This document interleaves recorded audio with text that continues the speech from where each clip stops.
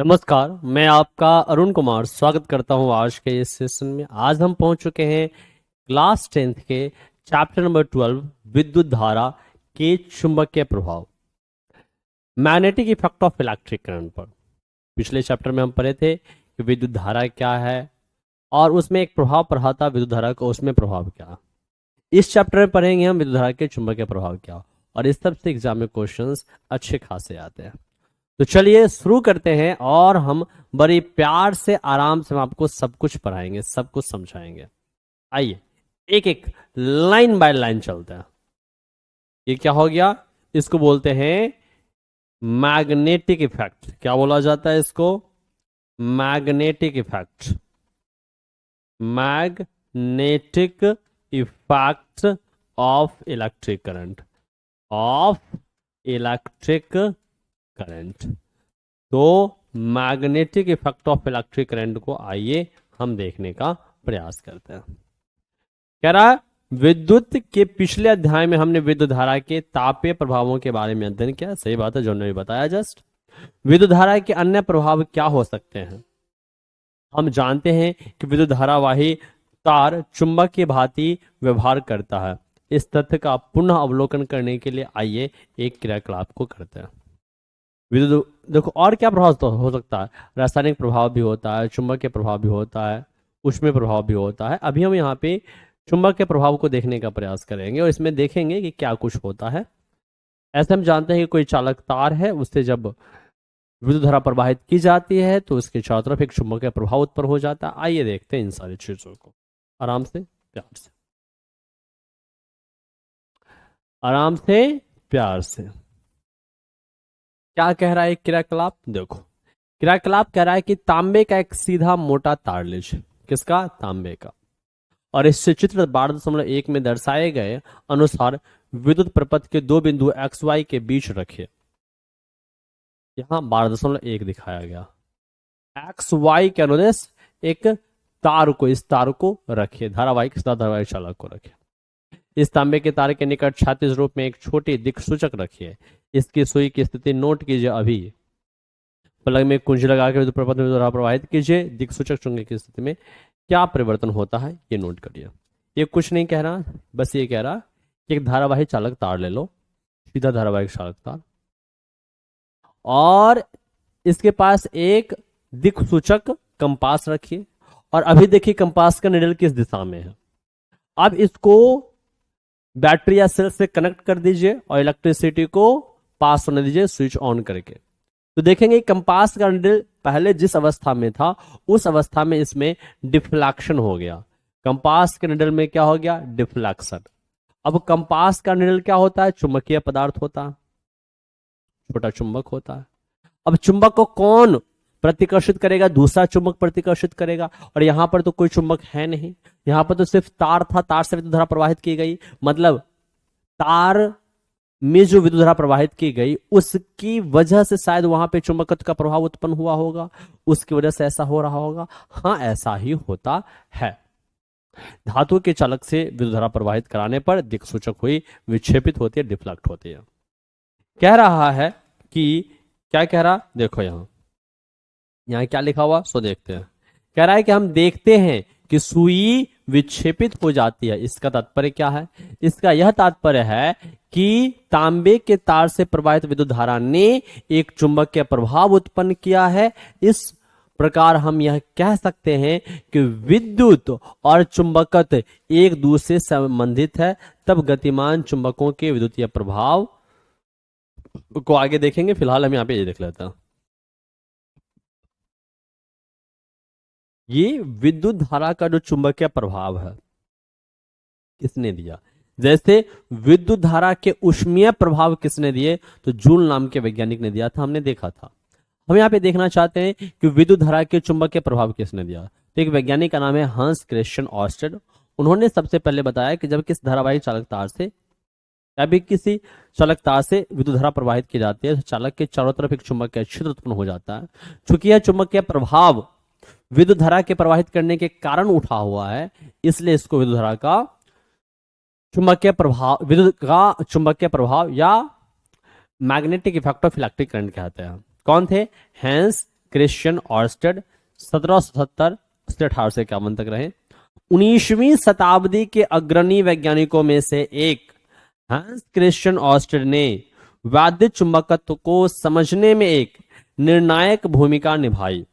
सन 1820 ईस्वी में उन्होंने अकस्मात यह खोजा कि किसी धातु के तार में विद्युत धारा प्रवाहित करने पर पास में रखे दिक्सूची में विक्षेप उत्पन्न हुआ। अपने परीक्षणों के आधार पर ऑर्स्टेड ने यह प्रमाणित किया कि विद्युत तथा चुंबकत्व परस्पर संबंधित परिघटनाएं हैं। उनके अनुसंधान ने आगे चलकर नई नई प्रौद्योगिकियों जैसे रेडियो, टेलीविजन, प्रकाशीय तंतु आदि का सृजन किया। उन्हीं के सम्मान में चुंबकीय क्षेत्र की तीव्रता का मात्रक ऑर्स्टेड रखा गया। अगर चुंबकीय क्षेत्र की तीव्रता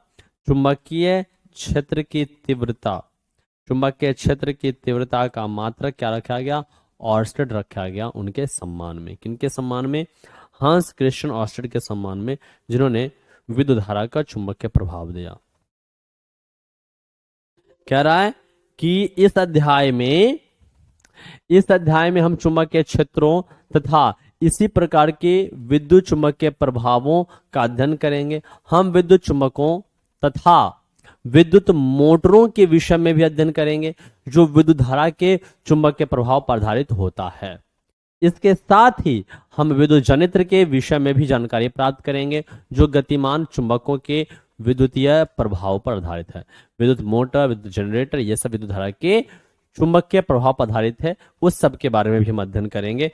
आइए शुरुआत करते हैं चुंबकीय क्षेत्र और क्षेत्र रेखाओं से। ठीक है, क्या है चुंबकीय क्षेत्र? कह रहा हम इस तथ्य से भली भांति परिचित हैं कि किसी क्षर चुंबक का मतलब होता है बार मैग्नेट। कौन सा मैग्नेट? Bar magnet. ऐसा होता है bar magnet. North pole, south pole होता है इस तरीके से। कह रहा हम इस तथ्य से भली भांति परिचित हैं कि किसी क्षर चुंबक के निकट लाने पर दिक् सूचक की सुई विक्षेपित होती है। यहाँ पर कोई कंपास लाएंगे या इसके पास कोई कंपास लाएंगे या कंपास के पास उसको ले जाएंगे, जो कंपास का निडल है वो क्या होता है? विक्षेपित होता है। वास्तव में दिक् सूचक की सुई एक छोटा क्षर चुंबक ही होती है। किसी दिक् सूचक की सुई के दोनों सिरे लगभग उत्तर और दक्षिणी दिशा की ओर संकेत करते हैं। उत्तर दिशा की ओर संकेत करने वाले सिरे को उत्तरोमुखी पोल या नॉर्थ पोल कहा जाता है, उत्तर ध्रुव कहते हैं। दूसरा सिरा जो दक्षिण दिशा की ओर इंगित करता है उसे दक्षिणोमुखी ध्रुव अथवा दक्षिण ध्रुव या साउथ पोल कहते हैं।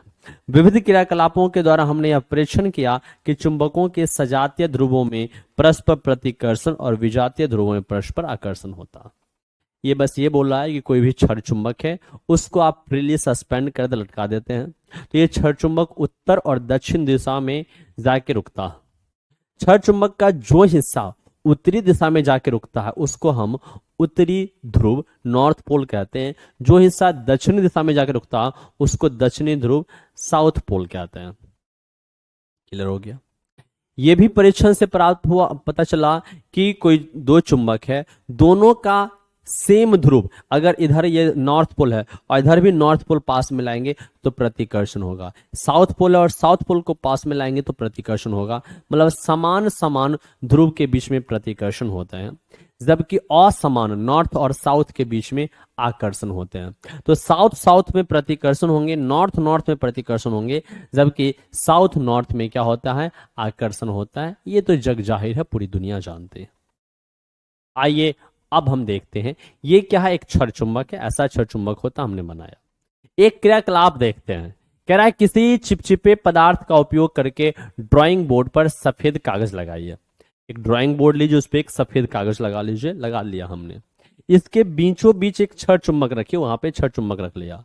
क्षर चुंबक के चारों तरफ एक समान रूप से कुछ लौह चून को छितरा दीजिए, दो फेंक फाक दीजिए। इस कार्य के लिए नमक छितराकर वह उपयोग किया जा सकता। अब बोर्ड को धीरे धीरे थपथपाइए और देखें क्या होता। बोर्ड को जैसे एक कार्डबोर्ड लिया, उस पर पेपर चिपकाया और उसे पे बीच में क्षर चुंबक रख दिया और चारों तरफ लोहे का चूर्ण रख दिया और ऐसे ऐसे ऐसे ऐसे करके बोर्ड को हिलाया। तो जो लौह चूर्ण है ना एक पैटर्न में आ जाता, और वो पैटर्न कैसा होता है, तो ये होता है ऐसा। वो क्षण चुंबक के निकट का लौह चूर्ण स्वयं ही चुंबक के क्षेत्र रेखाओं के अनुदिश संरेखित हो जाता है, और इस तरीके से सारा बुरादा हो जाता है। ये नॉर्थ पोल और साउथ पोल के बीच में बहुत ज्यादा सघनता रहती है, जबकि ये जो बीच में देख रहे हैं ये विरल रहता है। तो जहां पे ये कम रहेगा बुरादा, वहां पे समझेंगे कि चुंबक के क्षेत्र कम है, और जहां ज्यादा, यहां ज्यादा और यहां ज्यादा है, चुंबक के क्षेत्र ज्यादा है। अब आप देख रहे होंगे कि ये चुंबक के क्षेत्र कुछ इस तरीके का बन रहा है, ऐसा ऐसा लाइनिंग टाइप का दिख रहा, इससे ऐसे लाइनिंग टाइप का दिख रहा। तो ये सभी के सभी क्या है, चुंबक के क्षेत्र रेखा ही है। इसको बोलते हैं मैग्नेटिक फील्ड लाइंस। तो अपने आप मैग्नेटिक फील्ड लाइंस के अनुदेश ये क्या होते हैं, अरेंज हो जाते हैं। ठीक है, तो आइए क्या कह रहा है, क्या बोलना चाह रहा है, देखते हैं। कह रहा है लौह चूर्ण स्वयं चित्र में दर्शाए गए पैटर्न में व्यवस्थित कर लेता है। लौह चूर्ण इस प्रकार के पैटर्न में क्यों व्यवस्थित होता है, यह पैटर्न क्या निर्देशित करता है, चुंबक अपने चारों ओर के क्षेत्र में अपना प्रभाव आरोपित करता है। चुंबक का एक एक फील्ड होता है, वहां पे प्रभाव आरोपित करता, उस अकॉर्डिंग वो सभी बुरादा चिपक जाते हैं। अतः लौह चूर्ण एक बल का अनुभव करता है। इसी बल के कारण लौह चूर्ण इस प्रकार के पैटर्न में व्यवस्थित हो जाता है।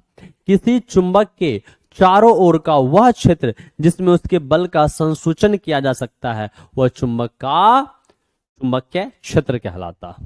मतलब ये क्या है कि कोई भी चुंबक है उसके चारों तरफ का वह क्षेत्र जहां पर ये चुंबकीय बल लगता है, क्या कह रहा है, किसी चुंबक के चारों ओर का वह क्षेत्र जिसमें उसके बल का संसूचन किया जा सकता है, उस चुंबक का चुंबकीय क्षेत्र कहलाता।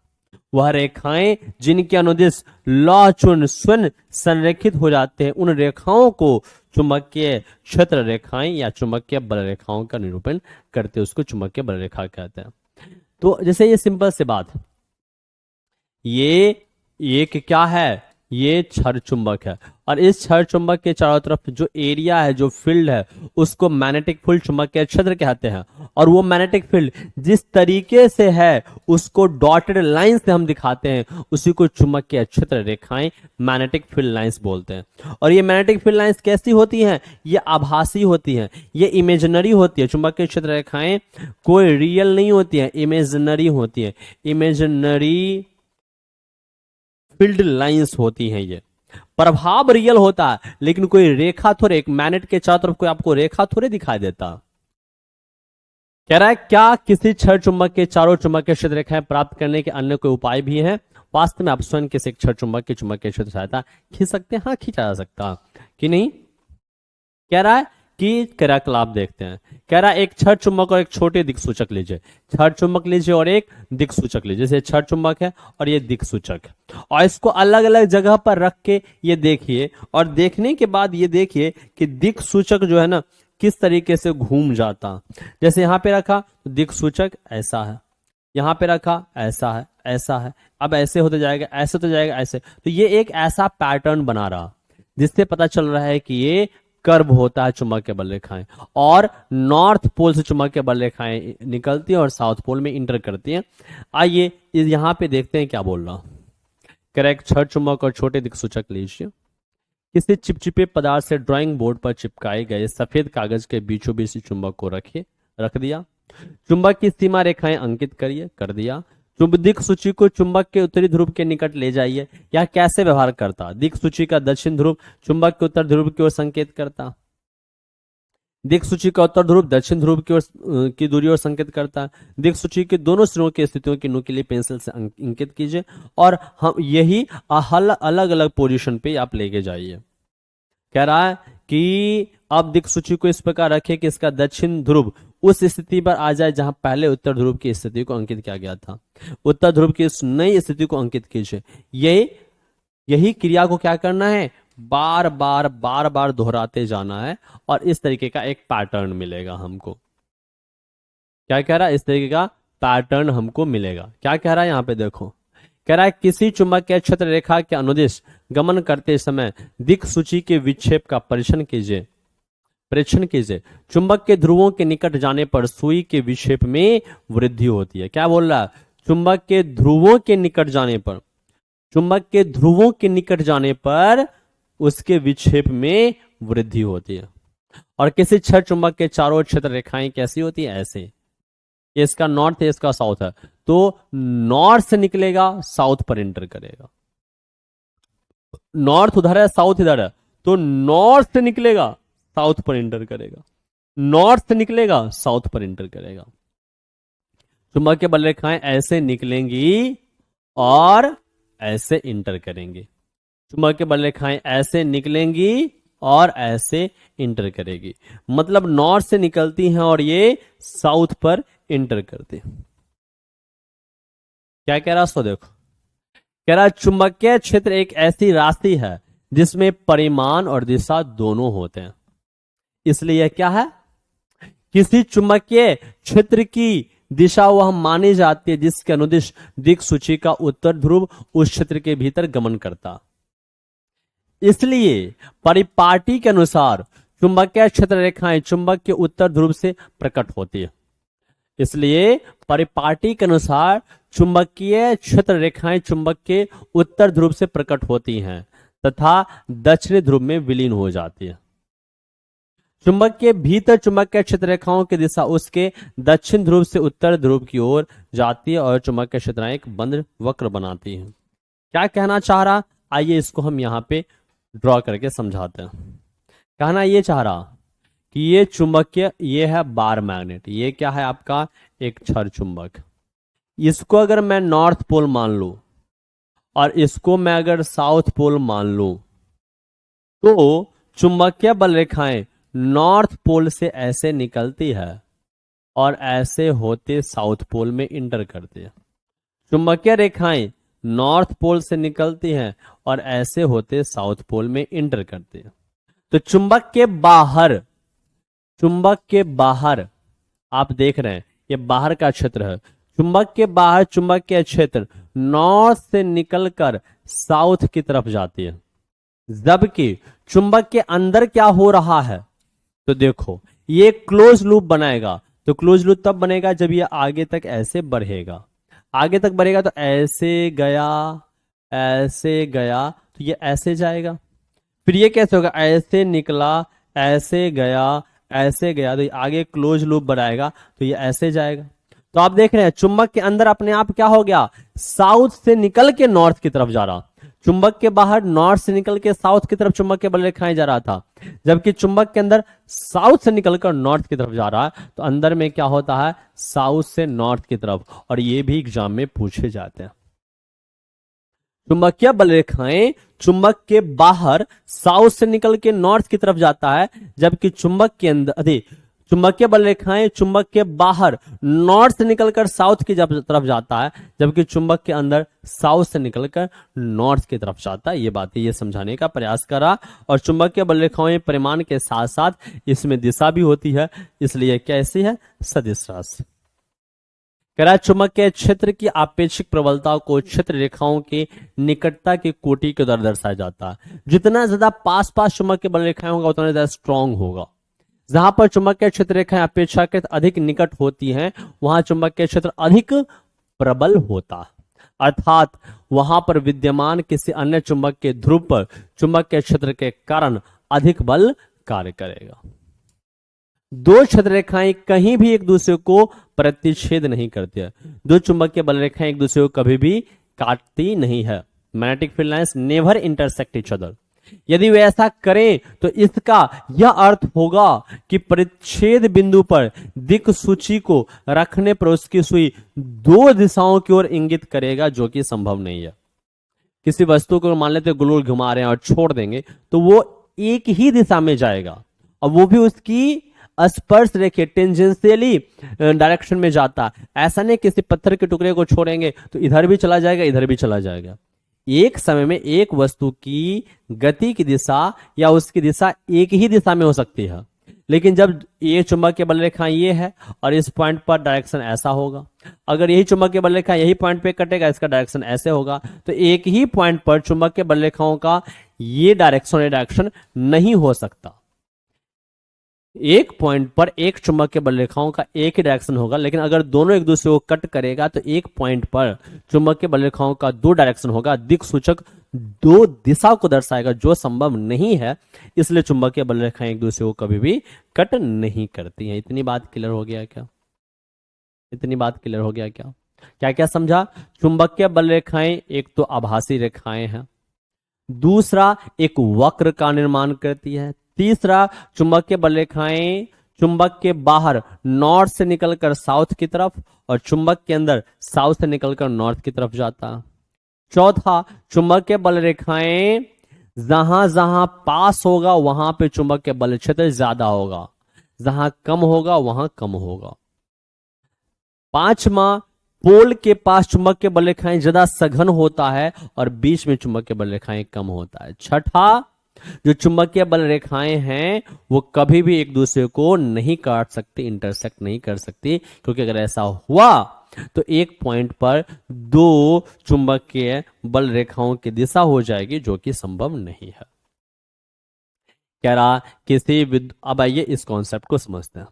कह रहा है किसी विद्युत धारावाही चालक के कारण चुंबकीय क्षेत्र, किसी विद्युत धारावाही चालक, किसी करंट कैरिंग कंडक्टर के कारण चुंबकीय क्षेत्र होगा तो कैसा होगा? आइए इसको देखते हैं। कह रहा है क्रियाकलाप 12.1 में हमने यह देखा कि किसी धातु के चालक में विद्युत धारा प्रवाहित करने पर उसके चारों ओर एक चुंबकीय क्षेत्र उत्पन्न होता है। उत्पन्न चुंबकीय क्षेत्र की दिशा को ज्ञात करने के लिए आइए हम इसी क्रियाकलाप को नीचे करते हैं। चुंबकीय क्षेत्र उत्पन्न तो होता है जब किसी चालक से विद्युत धारा प्रवाहित करते हैं, चुंबकीय क्षेत्र उत्पन्न तो होता है, लेकिन उसकी दिशा कैसी होती है इसको ज्ञात करते हैं। इसके लिए एक लंबा सीधा तार लीजिए तांबे का, 1.5 वोल्ट के 2 या 3 सेल लीजिए, एक प्लग कुंजी लीजिए, सीधे तार को दिक्सूची के ऊपर इसकी सुई के समानांतर रखिए। अब प्लग में कुंजी लगाकर प्रपथ को पूरा कीजिए, सुई के उत्तर ध्रुव के विक्षेप की दिशा नोट कीजिए। यदि विद्युत धारा चित्र में दर्शाए गए अनुसार उत्तर से दक्षिण की ओर प्रवाहित हो रही है तो दिक्सूची के उत्तर ध्रुव की पूर्व की ओर विक्षेपित होगा। ओके, और ये फिर कह रहा यदि 12.5 में दर्शाए गए अनुसार परिपथ में जुड़े सेलों के संयोजन को प्रतिस्थापित कीजिए, इसके परिणाम स्वरूप तांबे के तार में विद्युत धारा के प्रवाह की दिशा में परिवर्तन होगा, अर्थात विद्युत धारा के प्रवाह की दिशा दक्षिण से उत्तर की ओर हो जाएगी। दिक्सूची के विक्षेप की दिशा में परिवर्तन का परीक्षण कीजिए। आप यह देखेंगे कि अब सूची विपरीत दिशा में अर्थात पश्चिम की ओर विक्षेपित होती है। इसका अर्थ यह हुआ कि विद्युत धारा द्वारा उत्पन्न चुंबकीय क्षेत्र की दिशा भी उत्क्रमित हो गई है। क्या कह रहा है? आइए यहां पे देखते हैं चित्र में। देखो, दो चित्र दिखाया गया, इस दोनों चित्र को समझने का प्रयास करते हैं। कह रहा एक सरल विद्युत परिपथ जिसमें किसी लंबे तार के तार को किसी दिक्सूची के ऊपर तथा उसकी सुई के समानांतर रखा गया है। जब तार में विद्युत धारा के प्रवाह की दिशा उत्क्रमित होती है तो दिक्सूची का विक्षेप भी विपरीत दिशा में होता है। मतलब ये एक ऐसा सिंपल सा अरेंजमेंट लिया गया, ये यहां पे बैटरी सेल लगा दिया गया, कुंजी लगा दिया गया और धारा को प्रवाहित कर दिया गया। तो अब यहां पे क्या हो रहा है कि जब धारा इस चालक से प्रवाहित की जाती है, ऊपर में उत्तर दक्षिण पूरब पश्चिम है, okay, north south east west पूरब पश्चिम है, तो क्या होगा? एक बार डिफ्लेक्शन ऐसा होता, जब धारा प्रवाहित हो रही है ऊपर से नीचे तो डिफ्लेक्शन ऐसा हुआ। अब धारा को क्या कर रहे हैं? धारा की दिशा पहले इधर थी, क्योंकि प्लस टर्मिनल इधर था, माइनस इधर था। अब इसको पलट देते हैं, अब माइनस टर्मिनल इधर कर देते हैं, प्लस टर्मिनल इधर कर देते हैं। तो धारा की दिशा जो पहले इधर थी, प्लस से इधर जा रही थी, अब धारा की दिशा इधर से इधर जाएगी। तो पहले डिफ्लेक्शन ऐसे हो रहा था इस कंपास कैंडल का, अब डिफ्लेक्शन कैसा होगा? ऐसा होगा। मतलब जैसे हम धारा की दिशा बदलते हैं उसके डिफ्लेक्शन की दिशा भी बदल जाती है। इससे क्या समझे? इससे ये समझे कि धारा की दिशा पर चुंबकीय बल रेखाओं की दिशा डिपेंड करती है। धारा की दिशा बदलने से चुंबकीय बल रेखाओं की दिशा भी बदल जाती है। मैग्नेटिक फील्ड लाइंस का भी दिशा क्या होता है? मैग्नेटिक फील्ड भी चेंज हो जाता। इसका यही मतलब हुआ। तो अगर बोलेगा कि क्या धारा की दिशा को बदलकर चुंबकीय बल रेखाओं की दिशा को बदला जा सकता है, तो हाँ, बदला जा सकता। क्या धारा के परिमाण को बढ़ाया घटाकर चुंबकीय बल रेखाओं के घनत्व को बढ़ाया घटाया जा सकता है, तो हाँ, बढ़ाया घटाया जा सकता। चुंबकीय बल रेखाओं को अगर आप बढ़ाना चाहते हैं तो धारा का परिमाण बढ़ा दीजिए, अगर चुंबकीय बल रेखाओं के घनत्व को घटाना चाहते हैं तो धारा का मान को घटा दीजिए, चुंबकीय बल रेखाओं की दिशा को बदलना चाहते हैं तो धारा की दिशा को विपरीत कर दीजिए, बदल दीजिए। कह रहा सीधे चालक से विद्युत धारा प्रवाहित होने के कारण चुंबकीय क्षेत्र कैसा होगा। ये जो टॉपिक है, ये टॉपिक है कि magnetic field lines through a straight current carrying wire. क्या है ये? Magnetic field lines, magnetic field lines through a current carrying conductor. Current carrying conductor, कोई करंट कैरिंग कंडक्टर है, straight current carrying conductor through a, यहां पे लिखना चाहिए straight current carrying conductor, सीधा तार है तो सीधे तार स्ट्रेट करंट कैरिंग कंडक्टर के अलोंग मैग्नेटिक फील्ड लाइंस कैसा होगा ये बात कर रहा है। मतलब एक कोई तार ऐसा सीधा है और इससे विद्युत धारा प्रवाहित की जा रही है, तो इसके चारों तरफ जो मैग्नेटिक फील्ड लाइंस बनेगा वो कैसा होगा, ये हमको समझने का प्रयास करना है इस टॉपिक में। तो आइए समझते हैं। कह रहा किसी चालक से विद्युत धारा प्रवाहित होने पर उत्पन्न चुंबकीय क्षेत्र का पैटर्न कैसे निर्धारित होता। क्या यह पैटर्न चालक की आकृति पर निर्भर करता है? इसकी जांच हम एक क्रियाकलाप द्वारा करेंगे। पहले हम किसी विद्युत धारावाही सीधे चालक के चारों ओर के चुंबकीय पैटर्न पर विचार करेंगे। कह रहा एक 12 वोल्ट की बैटरी एक परिवर्ती धारा अल्टरनेटिंग करंट की बात कर रहा, नहीं, परिवर्ती प्रतिरोध रेजिस्टेंस की बात कर रहा। 0.5 एम्पियर परिसर का एक एमीटर लेना, एक प्लग कुंज और एक लंबा मोटा सीधा तांबा का तार लेना। बैटरी लेने को बोला, धारा नियंत्रक लेने को बोला, करंट को मान घटाया बढ़ाया जा सके। एमीटर लेने को बोला ताकि करंट का मान देखा सके क्या हो रहा है। प्लग कुंजी ऑन ऑफ करने के लिए। एक लंबा मोटा वायर लेने को बोला। एक आयताकार कार्डबोर्ड का टुकड़ा लेकर उसके बीचों बीच कार्डबोर्ड के तल के अभिलंबवत इस मोटे तार को प्रविष्ट कराइए। सावधानी रखिए कि कार्डबोर्ड तार में स्थिर है, ऊपर नीचे हिले डुले नहीं, और इसको चित्र के अनुसार आप अरेंज कर दीजिए। अरेंज करके आप विद्युत धारा को प्रवाहित करिए और विद्युत धारा को प्रवाहित करिए।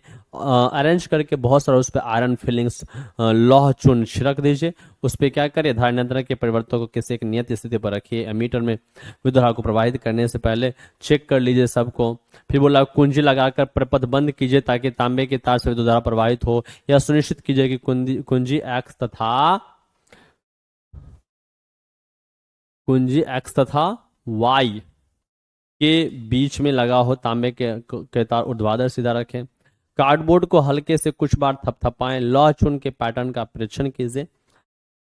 क्या कह रहा, आइए इसको यहां पे मैं समझाता हूं। ये लीजिए, अब ठीक है, हट जा हाँ, स्लो हो गया, कोई बात नहीं, कोई बात नहीं, कोई बात नहीं बाबू, आ जाओ। यहां पे क्या कह रहा, आइए यहां पे हम समझने का प्रयास करते हैं। कह रहा है किसी विद्युत धारावाही सीधे चालक तार के चारों ओर के चुंबकीय क्षेत्र की क्षेत्र रेखाओं को निरूपित करता संकेंद्रीय वृत्तों का पैटर्न। वृत्तों पर अंकित तीर क्षेत्र रेखाओं की दिशाओं को दर्शाते हैं। बी प्राप्त पैटर्न का समीप दृश्य। बी इसमें क्या क्या, कुछ नहीं, एक सिंपल सा अरेंजमेंट है। कार्डबोर्ड लिया गया, पेपर के टुकड़े को चिपकाया गया है बढ़िया से, और उसके बीच में छेद कर दिया गया है और उसमें कॉपर के तार को घुसा दिया गया है और उसको परिवर्ती प्रतिरोध से कनेक्ट किया गया। एमीटर लगाया गया, बैटरी सेल लगाया गया और इसको कुंजी लगाकर एक ऐसा अरेंजमेंट बना लिया गया। उसके बाद इस कार्डबोर्ड पर ढेर सा आयरन फिलिंग्स को लोहे के चून के बुरादा को फैला दिया है, छिड़क दिया। छिड़कने के बाद इस कार्डबोर्ड को ऐसे थपथपाया गया। थपथपाने पर देखा गया कि आयरन फिलिंग्स अपने आप इस तरीके से इस तरीके से इस तरीके से हो गया है। ये कहना चाह रहा, देख लो कॉपर के वायर को इससे प्रवेश कराया जा रहा है और इस पर आयरन फिलिंग्स को छिड़क रहे हैं। तो देखो इस तरीके से अपने लोहा का चून एक सर्कल सर्कल सर्कल जैसा बना रहा है, आपको दिख रहा होगा ये सर्कल जैसा ऐसा ऐसा ऐसा ये बना रहा। वो है क्या? तो प्राप्त पैटर्न का समीप दृश्य वो जूम करके हम देख रहे हैं पास से, वो ऐसा बना रहा है। तो यही चीज यहां पे दिखाया गया कि जब पॉजिटिव टर्मिनल से करंट ऐसे निकला तो ये करंट निकलते निकलते यहां तार में आया और ये आगे गया, तो ये ऐसा सर्कुलर आयरन फिलिंग्स हो जा रहा है। और इसकी दिशा कैसी है ये ज्ञात करने के लिए हम इसके बीच में यहां पर क्या लिख रहे हैं, एक निडल रख रहे हैं। और निडल रख रहे हैं तो ये डिफ्लेक्ट हो रहा है इस दिशा में इस दिशा में इस दिशा में इस दिशा में डिफ्लेक्ट हो रहा। अगर इसके विद्युत धारा की दिशा को हम बदलते हैं तो इसका डिफ्लेक्शन भी इस दिशा में इस दिशा में इस दिशा में चेंज हो जाएगा। अगर हम करंट ऊपर से नीचे आ रहा है तो डिफ्लेक्शन ऐसे आ रहा है, नीचे से ऊपर जाएगा इसका डिफ्लेक्शन चेंज हो जाएगा। ठीक है, करंट कैसा हो रहा है, ऊपर से नीचे आ रहा, करंट ऊपर से नीचे आ रहा। तो जब करंट ऊपर से नीचे आ रहा तो एंटी क्लॉकवाइज, करंट नीचे से ऊपर जाएगा एंटी क्लॉकवाइज, ऊपर से नीचे आएगा तो क्लॉकवाइज। देखो ये घड़ी की दिशा ऐसी होती है ना, ऐसे घड़ी की दिशा ऐसे ही होता है ना, ऐसे घड़ी की दिशा ऐसे ही होता है ना, ऐसे। और उसी दिशा में तो करंट जब ऊपर से नीचे आते हैं तो चुंबकीय बल रेखाओं की दिशा कैसी है, घड़ी की दिशा में है। और घड़ी की दिशा में है तो इसको क्या बोलते हैं, दक्षिणावर्त बोला जाता है या क्लॉकवाइज बोला जाता। इसको क्या बोलते हैं हम लोग, क्लॉकवाइज बोलते हैं। और ये कैसा बना रहा है, तो ये सब वृत्ताकार बना रहा। देखो ये सभी वृत्ताकार बना रहे हैं और ऐसा वृत्त बना रहे हैं कि जिसका केंद्र एक ही है लेकिन सबकी त्रिज्या अलग अलग है। केंद्र एक हो लेकिन सबका त्रिज्या अलग अलग हो तो इसको बोलते हैं संकेंद्रित वृत्त, कॉन्सेंट्रिक सर्कल्स बोला जाता है इसको। यही चीजें पैटर्न में दिखाया गया है। आइए इसी को यहां पर देखते हैं।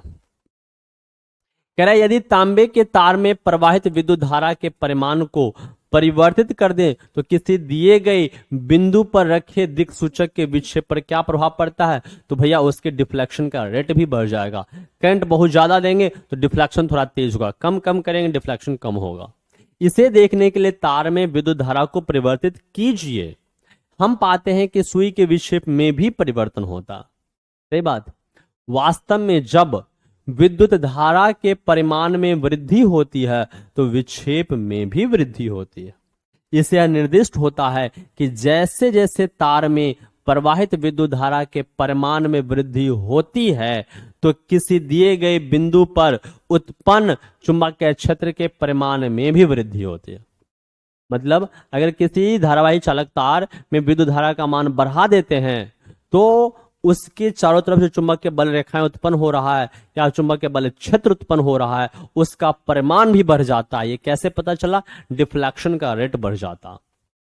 समझ में आ रहा है। यदि तांबे के तार में प्रवाहित विद्युत धारा वही रहती है परंतु दिक्सूची तांबे के तार से दूर चला जाता है तब दिक्सूची के विक्षेप पर क्या प्रभाव पड़ता है। इसे देखने के लिए हम दिक्सूची को चालक तार से दूर स्थित किसी बिंदु जैसे Q पर रख देते हैं। आप क्या परिवर्तन देखते हैं, हम यह देखते हैं कि दिक्सूची का विक्षेप घट जाता। अब क्या क्या करंट सेम है, सब कुछ सेम है। दिक्सूची को जो पास रखा था ये धारावाही चालक, ये चालक है या करंट ऐसे है ऊपर नीचे, यहाँ पे जो चालक था इसके आसपास दिक्सूची रखा था। अब हटाकर हम यहाँ पे दिक्सूची रखेंगे तो यहाँ पर डिफ्लेक्शन ज्यादा हो रहा था, यहाँ पर कम। इसे क्या समझे, पास में चुंबकीय बल रेखाएं ज्यादा है, चुंबकीय बल क्षेत्र ज्यादा है, लेकिन दूर होने पर चुंबकीय बल रेखाएं चुंबकीय बल क्षेत्र कम होते जाता। यही समझे। इस प्रकार किसी चालक से प्रवाहित की गई विद्युत धारा के कारण उत्पन्न चुंबकीय क्षेत्र चालक से दूर जाने पर क्या होता है, घटता है। यही तो हम समझे, यही तो हम समझे कि अगर कोई चालक है, उस चालक में ज्यादा मात्रा में विद्युत धारा प्रवाहित कराएंगे तो ज्यादा चुंबकीय क्षेत्र उत्पन्न होगा, कम मात्रा में विद्युत धारा प्रवाहित कराएंगे तो कम चुंबकीय क्षेत्र उत्पन्न होगा। और कोई धारावाही चालक तार के पास में चुंबकीय क्षेत्र ज्यादा होगा, दूर जाएंगे तो चुंबकीय क्षेत्र घटेगा, कम होगा। यही समझे हम। कह रहा 12.6 से देखा जा सकता है कि जैसे जैसे विद्युत धारावाही सीधे चालक तार से दूर हटते जाते हैं, उसके चारों उत्पन्न चुंबकीय क्षेत्र को निरूपित करने वाले संकेंद्रित वृत्तों का साइज बड़ा हो जाता।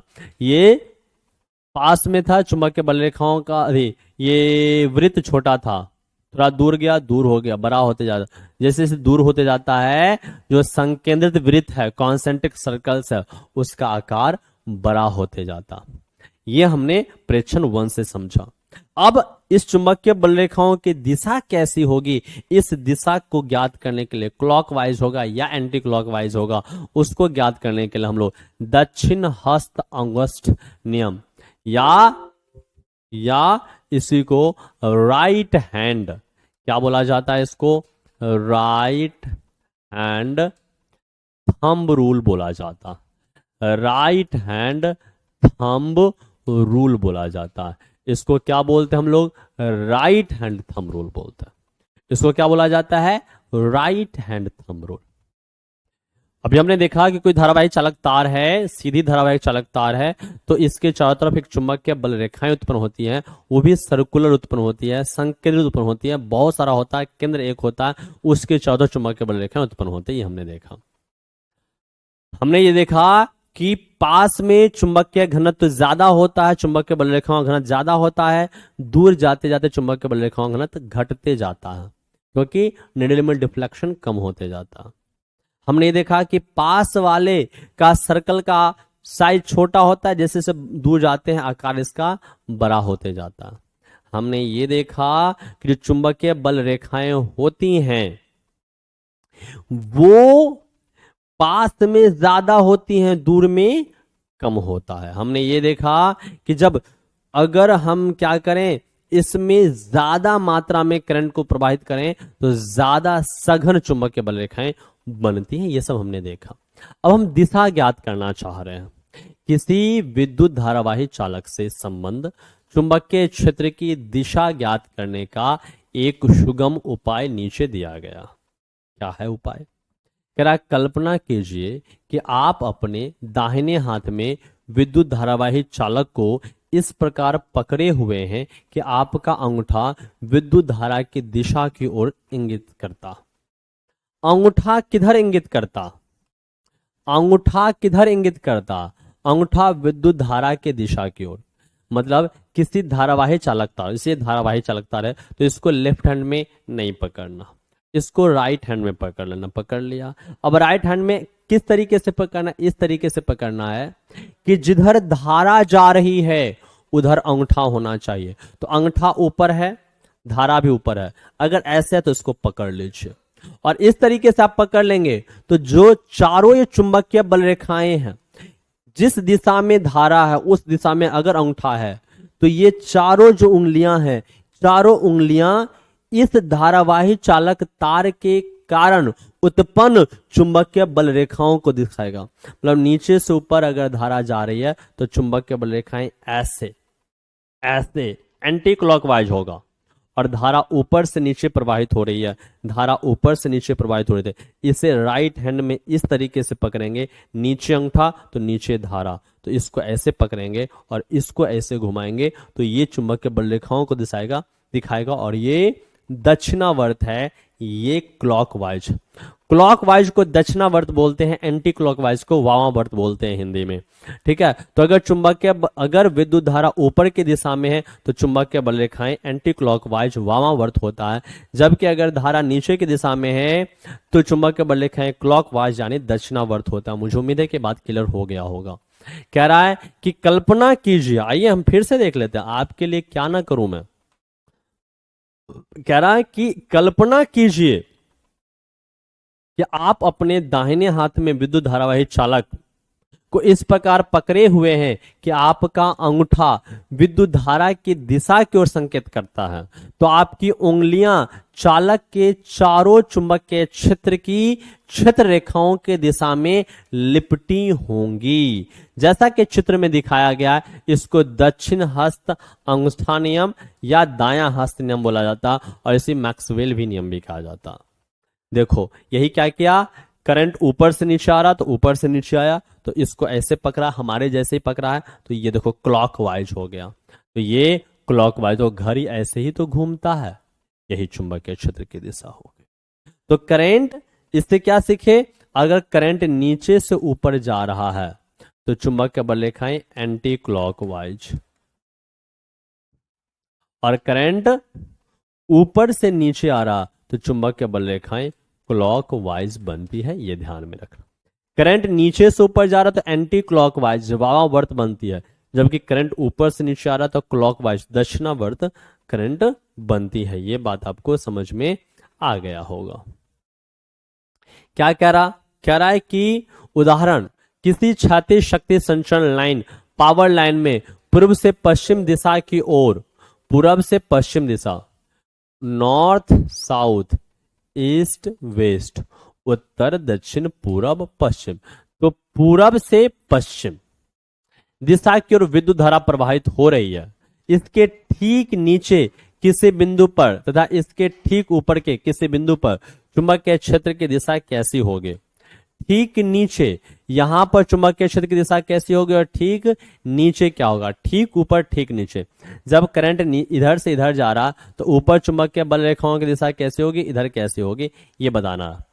तो देखो इधर से करंट जा रहा है, इधर से करंट जा रहा था, करंट इधर गया तो अंगूठा को उधर रखेंगे तो ऐसे घुमाएंगे, तो ये, तो देखो जब करंट ऊपर जाएगा, जब करंट उधर जाएगा तो अंगूठा को ऐसे घुमाओगे, तो यहां पर क्या हो जाएगा, यहां ये ऐसे घूमेगा, ये क्लॉकवाइज या एंटी क्लॉकवाइज, ये क्लॉकवाइज एंटी क्लॉकवाइज। करा विद्युत धारा के पूर्व से पश्चिम को प्रवाहित हो रही दक्षिण हस्त अंगूठा नियम को लागू करने पर, पूर्वी सिरे से अवलोकन करने पर चुंबकीय क्षेत्र की दिशा, यह उत्तर दक्षिण, ये पूरब है, ये पश्चिम है। पूर्वी सिरे से अवलोकन करने पर चुंबकीय क्षेत्र की दिशा तार के ऊपर या नीचे किसी भी बिंदु पर तार के लंबवत तल में दक्षिणावर्त होगी। इसी प्रकार से तार के पश्चिमी सिरे से अवलोकन करने पर वामावर्त होगी। इधर से देखेंगे, इधर से देखेंगे तो ये क्या होगा, क्लॉकवाइज होगा। इधर से देखेंगे तो क्लॉकवाइज दक्षिणावर्त हो गए, जबकि इधर से देखेंगे तो क्या होगा, एंटी क्लॉकवाइज होगा। यही आपको बोल रहा था। इसी को क्या बोलते हैं, मैक्सवेल का भी, क्योंकि मैक्सवेल साहब ने दिया, तो कह रहा है इसे मैक्सवेल का कॉर्क स्क्रू नियम भी कहते हैं। यदि हम यह विचार करें, कॉर्क स्क्रू, स्क्रू किसको बोलते हैं, इसको खोलने वाले को। मैडम आपको शिकायत का मौका नहीं दूंगा, सुनिए ना डायलॉग। तो ऐसे कॉर्क स्क्रू रूल, तो जब आप ऐसे स्क्रू को घुमाते हैं तो खुलता है कि बंद होता, तो नट कसाता है, नट अंदर जाता। तो इस तरीके से घुमाते हैं तो नट अंदर जाता, मतलब करंट अंदर गया तो क्लॉकवाइज हुआ। इस तरीके से घुमाते हैं तो नट बाहर आता, इस तरीके से एंटी क्लॉकवाइज घुमाते हैं तो नट बाहर आता। तो मतलब एंटी, जब करंट बाहर आएगा तो एंटी क्लॉकवाइज, करंट अंदर जाएगा तो क्लॉकवाइज। कह रहा है इसे मैक्सवेल का कॉर्क नियम भी कहते हैं। यदि हम विचार करें कि हम किसी कॉर्क स्क्रू को विद्युत धारा की दिशा में आगे बढ़ा रहे हैं तो कॉर्क स्क्रू के घूर्णन की दिशा चुंबकीय क्षेत्र की दिशा में होगी। और यह भी ध्यान में रखना है, एग्जाम में पूछा जाता है। मैं इसको सम अप कर देता हूं बड़ी प्यार से, आराम से, कि कोई धारावाही चालक तार है, नीचे से ऊपर अगर करंट जा रहा है तो चुंबकीय बल की रेखाएं ये होगी एंटी क्लॉकवाइज, या आपको ध्यान में रखना वामावर्त। अगर करंट ऊपर से नीचे आ रहा है तो चुंबकीय बल की रेखाएं होंगी क्लॉकवाइज, या आपको ध्यान में रखना है। अगर करंट अंदर जा रहा है, करंट अंदर जा रहा है तो करंट अंदर जा रहा तो क्लॉकवाइज होगी। और करंट बाहर आ रहा है, अगर करंट बाहर आ रहा है तो एंटी क्लॉकवाइज होगी। ये आपको ध्यान में रखना। 4, करंट अंदर जा रहा है तो क्लॉकवाइज, अंदर जा रहा है तो कसा रहा है क्लॉकवाइज, बाहर आ रहा है तो खुल रहा है एंटी क्लॉकवाइज, करंट ऊपर जा रहा है तो एंटी क्लॉकवाइज, करंट नीचे जा रहा है तो क्लॉकवाइज होती है। ये आपको ध्यान में रखना। ये था धारावाही चालक, जो सीधे धारावाही चालक होगा उसके चारों तरफ चुंबकीय बल रेखाएं। अब हम देखते हैं कि क्या होगा जब विद्युत धारावाही वृत्ताकार पास के कारण चुंबकीय क्षेत्र होगा। वृत्ताकार कॉइल के कारण, पास मतलब सर्कुलर कॉइल के कारण, कॉइल के एलोंग चुंबकीय बल रेखाएं कैसे होती हैं। कॉइल किसको बोलते हैं? स्ट्रेट वायर को ऐसे ऐसे फोल्ड किया जाता है तो इसको क्या बोलते हैं हम लोग? कॉइल बोलते हैं। कोई दिक्कत नहीं है।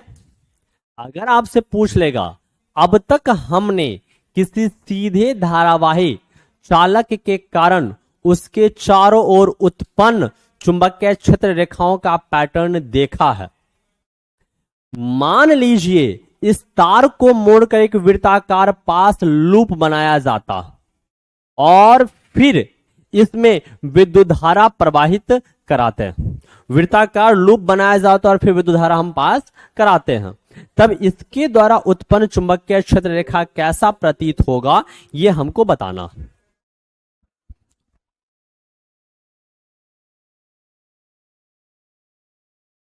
हम जानते हैं कि किसी विद्युत धारावाही चालक के कारण उत्पन्न चुंबकीय क्षेत्र उससे दूरी के व्युत्क्रम पर निर्भर करता। क्या बोला? फिर से देखते हैं कि हम जानते हैं कि किसी विद्युत धारावाही चालक के कारण उत्पन्न चुंबकीय क्षेत्र उससे दूरी के व्युत्क्रम पर निर्भर करता। मतलब क्या होगा? दूरी बढ़ेगा तो चुंबकीय क्षेत्र घटेगा। ऐसे भी आपको यह ध्यान रखना है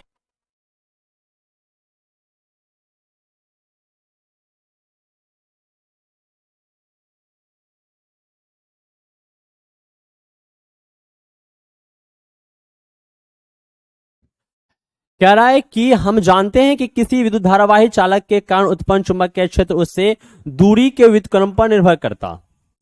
इसी प्रकार किसी विद्युत धारावाही पास के प्रत्येक बिंदु पर उसके चारों ओर उत्पन्न चुंबकीय क्षेत्र को निरूपित करने वाले संकेंद्रीय वृत्तों का साइज तार से दूर जाने पर निरंतर बड़ा होता जाता।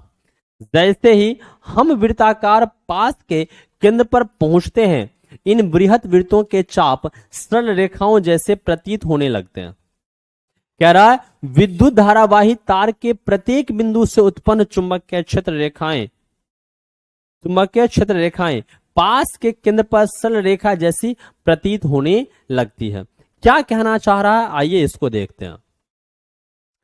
ये कहना चाह रहा है कि देखो, कोई अगर ये कॉइल है, एक कॉइल ले लिया, ऐसे एक कॉइल इसने एक लिया, तो इस कॉइल को हम इस तरीके से भी कर सकते हैं। लो, हमने एक कार्डबोर्ड ले लिया, हमने क्या ले लिया?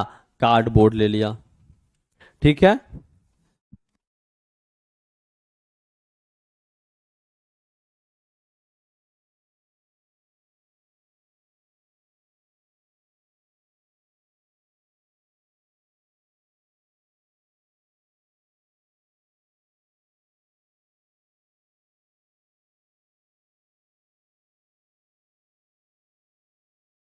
देखो इधर, देखो इधर, ये क्या है ये समझिएगा। ये क्या है सो समझिए।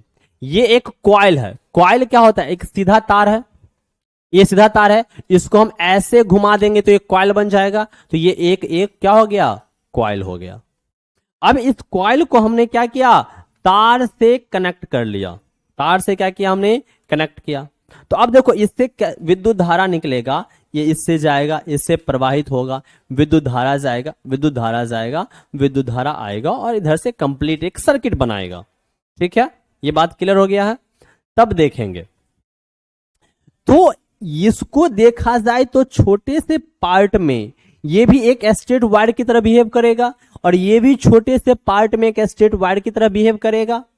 तो इसके चारों तरफ जो चुंबकीय बल रेखाएं उत्पन्न होंगी, इसके चारों तरफ ये भी चुंबकीय बल रेखाएं इस तरीके का होगा, और इसके चारों तरफ जो चुंबकीय बल रेखाएं उत्पन्न होंगी वो भी इस तरीके का होगा।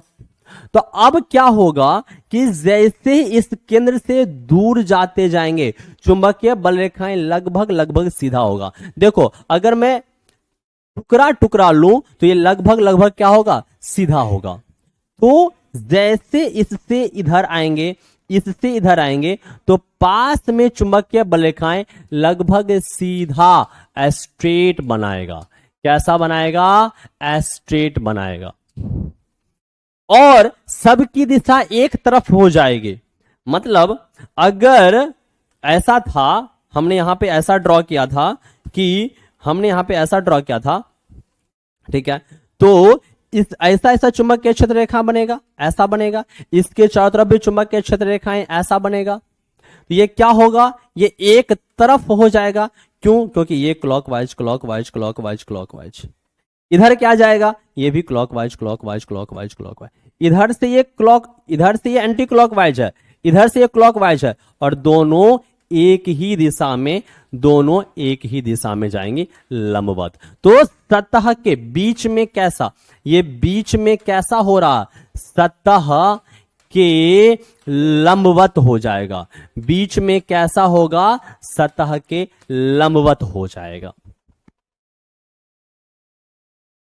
चलिए अब देखते हैं कि क्या होगा, या फिर चुंबकीय बल रेखाएं कैसी होंगी जब वो किसी कॉइल से पास करे, विद्युत धारा जब किसी कॉइल से पास करे तो चुंबकीय बल रेखाएं कैसी होंगी।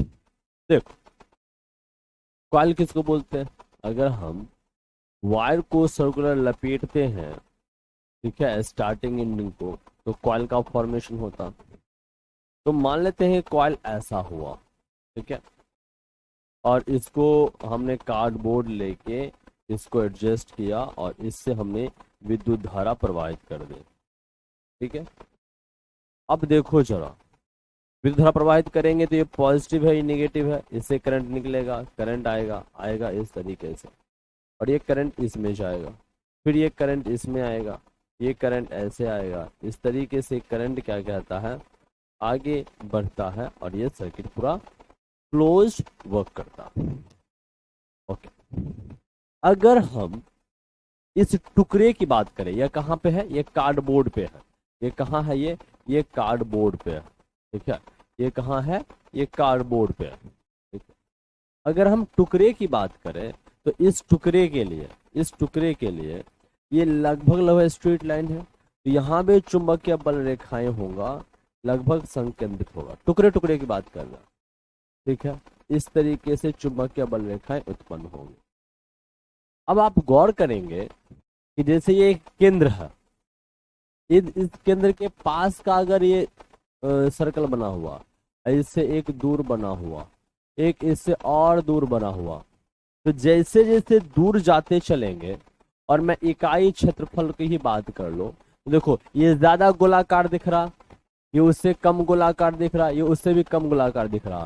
तो जैसे जैसे दूर जाते, देखो जैसे जैसे दूर जाते हैं, ये जो आर्क है, ये जो चाप है, ये चाप की गोलाई क्या होती है, गोलाई कम होती है, ये गोलाई क्या होती है, कम होते जाती है, और ये लगभग लगभग लगभग लगभग स्ट्रेट वायर की तरह स्ट्रेट होता। देखो ये लगभग लगभग क्या है, स्ट्रेट जैसा बिहेव करता। तो जैसे ही केंद्र से दूर जाते जाएंगे वो क्या होगा, लगभग लगभग स्ट्रेट सीधी रेखा बनती जाएगी। तो अगर देखा जाए तो यहाँ पर ये कैसी एक सीधी रेखा जैसी बनती जा रही है, ठीक है। अब इसकी दिशाएं कैसी होगी, तो देखो नीचे से ऊपर इलेक्ट्रिक करंट जा रहा, और राइट हैंड में पकड़ना, तो नीचे से ऊपर इलेक्ट्रिक करंट, थंब नीचे से ऊपर होगा, और बाकी उंगली जो है ना इलेक्ट्रिक करंट के डायरेक्शन को दिखाएगा। तो नीचे से ऊपर, तो ये क्या हो गया, नीचे से ऊपर इलेक्ट्रिक करंट, तो बाकी मैग्नेटिक फील्ड एंटी क्लॉकवाइज, तो ये क्या हो गया, एंटी क्लॉकवाइज दिखाएगा, मतलब ये नीचे से ऊपर ऐसे जाता हुआ दिखेगा। अच्छा, और यहाँ पे क्या है, यहाँ पे विद्युत धारा ऊपर से नीचे है, तो करंट ऐसे है, तो जब करंट ऐसे है तो ऐसे हमने पकड़ा, तो बाकी ये चारों फिंगर्स करंट ऐसे है तो ऐसे पकड़ा, चारों फिंगर क्लॉकवाइज, तो क्लॉकवाइज है तो ये क्या कहता है, ऐसे ऐसे ऐसे ऐसे ऐसे क्लॉकवाइज रहेगा, ये इस तरीके से ऊपर जाएगा। तो आप देखेंगे कि इस क्षेत्र में सभी एक ही दिशा में ऊपर जा रहा, क्योंकि सभी एक ही दिशा में ऊपर जा रहा, क्योंकि सभी एक ही दिशा में जा रहा, तो ये मान क्या होगा, जुड़ जाएगा, संयुक्त हो जाएगा और बीच में लगभग स्ट्रेट हो जाएगा और वह सतह के क्या होगा, लंबवत होगा। कौन, चुंबकीय बल रेखाएं। वही कह रहा है, उसी को, इसी वायर को यहाँ पे ऐसे दिखाया। यहाँ पे भी देखो लगभग कॉन्सेंट्रिक लिया, इधर भी कॉन्सेंट्रिक लिया, और ये बड़ा बड़ा आर्क होते होते होते जैसे ही इस सेंटर से दूर जा रहा, देखो ये लगभग स्ट्रेट, सेंटर से दूर जाता है लगभग, और बीच में संयुक्त रूप से एक स्ट्रेट बन जाता। वही कह रहा है कि अब तक हमने किसी सीधे विद्युत धारावाही चालक के कारण उसके चारों ओर उत्पन्न चुंबकीय क्षेत्र रेखाओं का पैटर्न देखा। मान लीजिए कि इस तार को मोड़कर एक वृत्ताकार पास या लूप बनाया जाता है, फिर इसमें विद्युत धारा प्रवाहित कराते हैं इस तरीके से या इस तरीके से, तब इसके द्वारा उत्पन्न चुंबकीय क्षेत्र कैसा प्रतीत होगा। हम जानते हैं कि किसी विद्युत धारावाही चालक के कारण उत्पन्न चुंबकीय क्षेत्र उससे दूरी पर व्युत्क्रम होता है, मतलब जैसे ही दूर जाएंगे चुंबकीय बल क्षेत्र घटेगा, व्युत्क्रम पर निर्भर करता। इस प्रकार किसी विद्युत धारा का पास के प्रत्येक बिंदु पर उसके चारों ओर उत्पन्न चुंबकीय क्षेत्र को निरूपित करने वाले संकेंद्रीय वृत्तों का साइज तार से दूर जाने पर निरंतर बड़ा होता जाएगा। जैसे ही तार से दूर जाएंगे तो साइज बड़ा होता जाएगा। यह है वायर, वायर से दूर जाते हैं तो वृत्तों का जो ये आकार है, ये वायर है यहाँ पे, यहाँ से दूर जाते हैं, ये वृत्तों का आकार बड़ा होते जा रहा। पास रहा था तो वृत्त का आकार ऐसे होता, दूर है तो वृत्तों का आकार क्या होता है, बड़ा होते जाता। यही बात है। कह रहा है जैसे ही हम वृत्ताकार पास के केंद्र पर पहुंचते हैं, इन बृहत वृत्तों के चाप सरल रेखाओं में प्रतीत होने लगते हैं। विद्युत धारावाही तार के प्रत्येक बिंदु से उत्पन्न चुंबकीय क्षेत्र रेखाएं पास के केंद्र पर सरल रेखा जैसी प्रतीत होती है। इस पास के केंद्र पर सरल रेखा जैसी प्रतीत होने लगती है। दक्षिण हस्त अंगूठे नियम को लागू करके इस बात की आसानी से जांच की जा सकती है, जो हमने किया था। ये इसमें जा रहा है एंटी क्लॉकवाइज, मतलब इधर से जा रहा है तो चुंबकीय बल रेखाएं ऐसे बन रहा है, इधर से ऊपर से करंट नीचे आ रहा, चुंबकीय बल रेखाएं ऐसे जा रहा, मतलब इसमें चुंबकीय बल रेखाएं ऐसे, उधर से ऐसे, तो दोनों ही दिशा में ऊपर की दिशा में जा रहा। यही बोल रहा है। तार का प्रत्येक भाग चुंबकीय क्षेत्र रेखाओं में योगदान देता है और पाश के भीतर सभी चुंबकीय क्षेत्र रेखाएं एक ही दिशा में होती। ये नीचे से ऊपर, ये नीचे से ऊपर, तो दोनों सब ऊपर की दिशा में ही गया, एक ही दिशा में चुंबकीय बल रेखाएं होती है। ये किसके कारण, तो ये धारावाही वृत्ताकार पाश या फिर लूप के कारण। इतनी बात समझ में आ गया। चलो नेक्स्ट क्वेश्चन पे आते हैं, नेक्स्ट मतलब पार्ट पे आते हैं। क्या कह रहा है कि क्रियाकलाप करने को बोल रहा। कह रहा है एक क्रियाकलाप और करते हैं, बाद में समझिए। एक ऐसा आयताकार कार्डबोर्ड लीजिए जिससे में दो छिद्र हो, आपके सामने यहाँ पे कर दिया गया। आयताकार कार्डबोर्ड लिया गया, एक छिद्र यहाँ पे, एक छिद्र यहाँ पे कर दिया। एक ऐसे वृत्ताकार कुंडली लीजिए जिसमें फेरों की संख्या काफी अधिक हो और उसे कार्डबोर्ड के तल के अभिलंबवत लगा दीजिए। देखो बहुत सारे फेरों की संख्या वाले इस तरीके से क्या करना है, कॉइल को लगा दिया। कुंडली के सिरों को श्रेणी क्रम में बैटरी से और ध्यान यंत्र से जोड़ दीजिए। इसको क्या किया, बैटरी को जोड़ देना, बैटरी से इसको जोड़ देना। कुंजी लगाकर प्रपत्र पूरा कीजिए।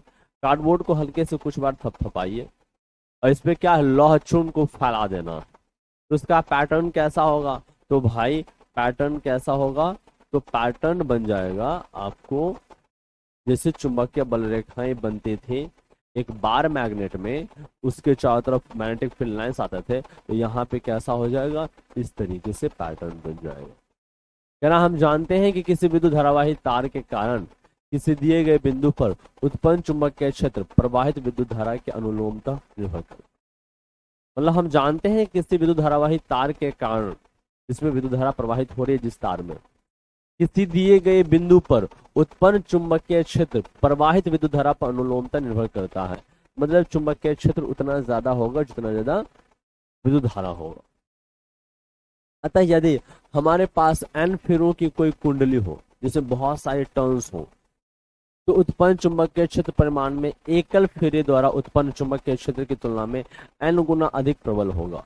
मतलब एक कॉइल से जितना चुंबकीय क्षेत्र उत्पन्न हो रहा है, अगर 10 कॉइल ऐसे लपेट देंगे तो 10 गुना ज्यादा होगा। अगर ऐसा 100 कॉइल लपेट देंगे तो 100 गुना, 100 कॉइल मतलब 100 टर्न्स की बात कर रहा है। एक टर्न, दूसरा टर्न, तीसरा टर्न, चौथा टर्न, इसी तरीके से जितने ज्यादा टर्न बढ़ाते जाएंगे उतनी स्ट्रॉन्ग मैग्नेटिक फील्ड लाइंस उत्पन्न होगा, ये कह रहा है इसका कारण है कि प्रत्येक फेरे में विद्युत धारा के प्रवाह की दिशा समान, अतः व्यक्तिगत फेरों के चुंबकीय क्षेत्र संयोजित हो जाते हैं। मतलब अलग अलग चुंबकीय क्षेत्र एक जगह जुड़ के एक संयुक्त मान देते हैं।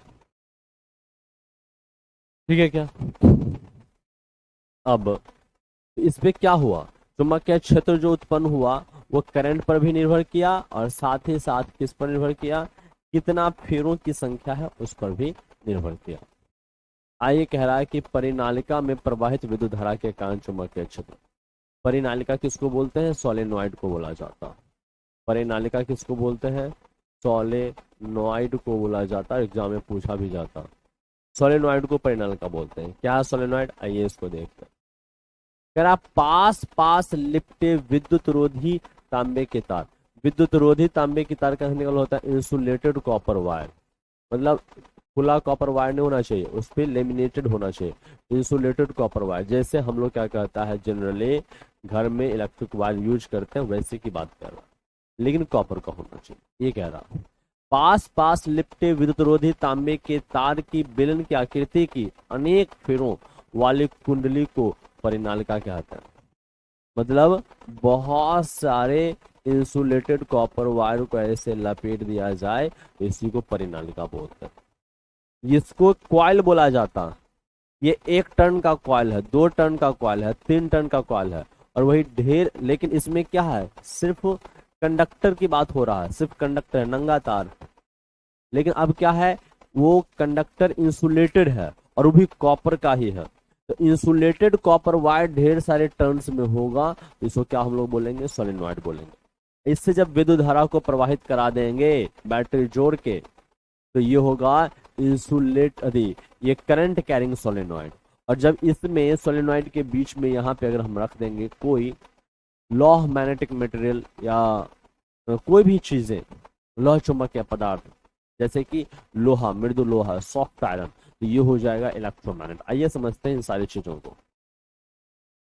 कह रहा है कि पास पास लिपटे विद्युतरोधी तांबे के तार की बेलन की आकृति की अनेक फेरों वाली कुंडली को परिनालिका कहते हैं। किसी विद्युत धारावाही परिनालिका के कारण उसके चारों ओर उत्पन्न चुंबकीय क्षेत्र रेखाओं का पैटर्न यहाँ दिखाया गया। देखो ये लपेटा हुआ है, ऐसे ऐसे ऐसे ऐसे ऐसे ऐसे लपेटा हुआ, और इससे विद्युत धारा जब प्रवाहित की जा गई है तब किसी विद्युत धारावाही परिनालिका के भीतर और इसके चारों चुंबकीय क्षेत्र रेखाएं कैसे हो रही है। देखो इधर से एक करंट जा रहा है और इस तरीके से कॉइल लपेटा हुआ है और ये करंट इधर आ रहा है, ठीक है। तो क्या होता है कि ऐसा प्रतीत होता है कि इधर से चुंबकीय बल रेखाएं इंटर कर रहा और ऐसे बाहर निकल रहा। तो जहां से बाहर निकलता है उधर को नॉर्थ पोल बोलते हैं, जहां से इंटर करता है साउथ पोल बोलते हैं।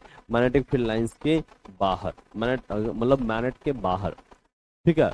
और तो इधर से निकलता प्रतीत होता है, इधर से निकलता प्रतीत होता, तो ये नॉर्थ पोल हुआ, और इधर में इंटर करता हुआ प्रतीत होता, इंटर करता प्रतीत होता है, तो ये कैसा हुआ, ये साउथ पोल होता, ठीक है। ओके चलो, अब कह रहा है कि परिनालिका में प्रवाहित धारा के कारण चुंबकीय क्षेत्र, ये हमने देख लिया। अब कह रहा है कि इस चुंबकीय क्षेत्र के पैटर्न की तुलना 12.4 में दर्शाए गए छड़ चुंबक के चुंबकीय क्षेत्र रेखाओं के पैटर्न से कीजिए।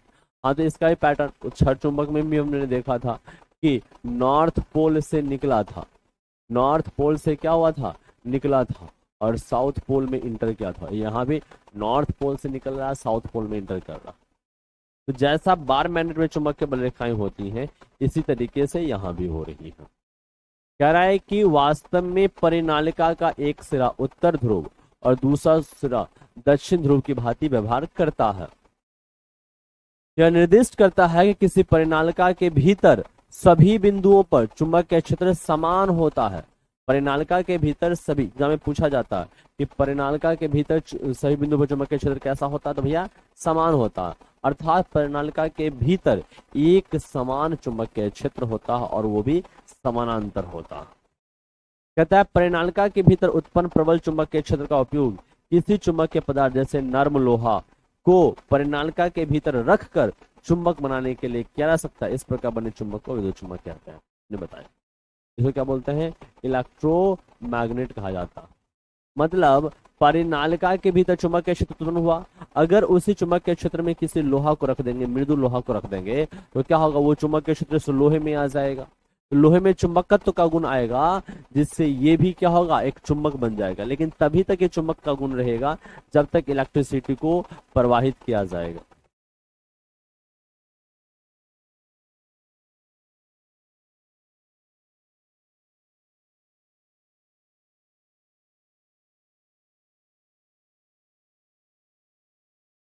देखो आप इधर देखो, जैसे यहाँ पे कह रहा, किसी विद्युत धारावाही परिनालिका का उपयोग करके उसके भीतर रखे स्टील की छड़ को चुंबकित करने में किया जाता है। यह एक विद्युत चुंबक था। क्या किया, ऐसे ही सोलेनॉइड बनाया हुआ था और इसमें रख दिया क्या, लोहा।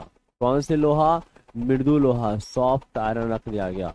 और इसको क्या बोला जाता है, इसको कोर बोलते हैं। तो कोर के मृदु लोहा रखा जा सकता है, और भी चीज एल्युमिनिको भी रखा जाता है। जब हमको परमानेंट मैग्नेट बनाना होता है तो वहां पे हम एल्युमिनिको रख देते हैं। एल्युमिनियम निकेल कोबाल्ट का एक मिश्र धातु है, वो रख दिया जाता है। ये जो विद्युत चुंबक है, इसका चुंबक तो तभी तक रहेगा, ये तभी तक विद्युत चुंबक की तरह व्यवहार करेगा जब तक इससे विद्युत धारा प्रवाहित होती रहेगी। जितना ज्यादा परिमाण में विद्युत धारा प्रवाहित होगी उतना स्ट्रॉन्ग विद्युत चुंबक बनेगा। जितना ज्यादा समय तक विद्युत धारा प्रवाहित होगी उतना स्ट्रॉन्ग विद्युत चुंबक बनेगा। जितना बढ़िया क्वालिटी के मटेरियल का कोर उपयोग किया जाएगा उतना स्ट्रॉन्ग विद्युत चुंबक बनेगा। जितना नंबर ऑफ टर्न्स होगा, फेरों की संख्या ज्यादा होगी, उतना स्ट्रॉन्ग विद्युत चुंबक बनेगा। मतलब विद्युत चुंबक का जो चुंबकत्व है वो निर्भर करता है वो किस चीज का बना हुआ, निर्भर करता है फेरों की संख्या क्या है, निर्भर करता है कि धारा कितना उससे प्रवाहित की जा रही है, निर्भर करता है कि कितना समय तक धारा उससे प्रवाहित की जा रही है। तो इन सारी चीजों पे वो निर्भर करता है। ठीक है, अगर हमको सिर्फ इलेक्ट्रोमैग्नेट बनाना रहेगा, इलेक्ट्रोमैग्नेट बनाना रहेगा, और तब हमसे पूछेगा क्या, तो सॉफ्ट आयरन मृदु लोहा का प्रयोग करते हैं। लेकिन हमको इसी का प्रयोग करके परमानेंट मैग्नेट की तरह बनाना है तो हम लोग एल्युमिनिको, एल्युमिनियम, निकेल, कोबाल्ट, आयरन के मिश्र धातु का प्रयोग करते हैं। ठीक है, आइए अगला टॉपिक देखते हैं। अगला टॉपिक क्या है इसको समझने का हम प्रयास करें। चुंबकीय क्षेत्र में किसी विद्युत धारावाही चालक पर बल। तो चुंबकीय क्षेत्र में किसी विद्युत धारावाही, मतलब कोई चुंबकीय क्षेत्र पहले से है, उस चुंबकीय क्षेत्र में कोई वैसा कंडक्टर ले गए जिससे विद्युत धारा प्रवाहित हो रही है। मतलब किसी चुंबकीय क्षेत्र में एक धारावाही चालक तार ले जाएंगे तो उस पर कैसा बल लगेगा, क्या बल लगेगा, ये बात कर रहा हूं। इसका इंग्लिश में हो जाएगा कि force applied on current carrying conductor when placed in magnetic field lines.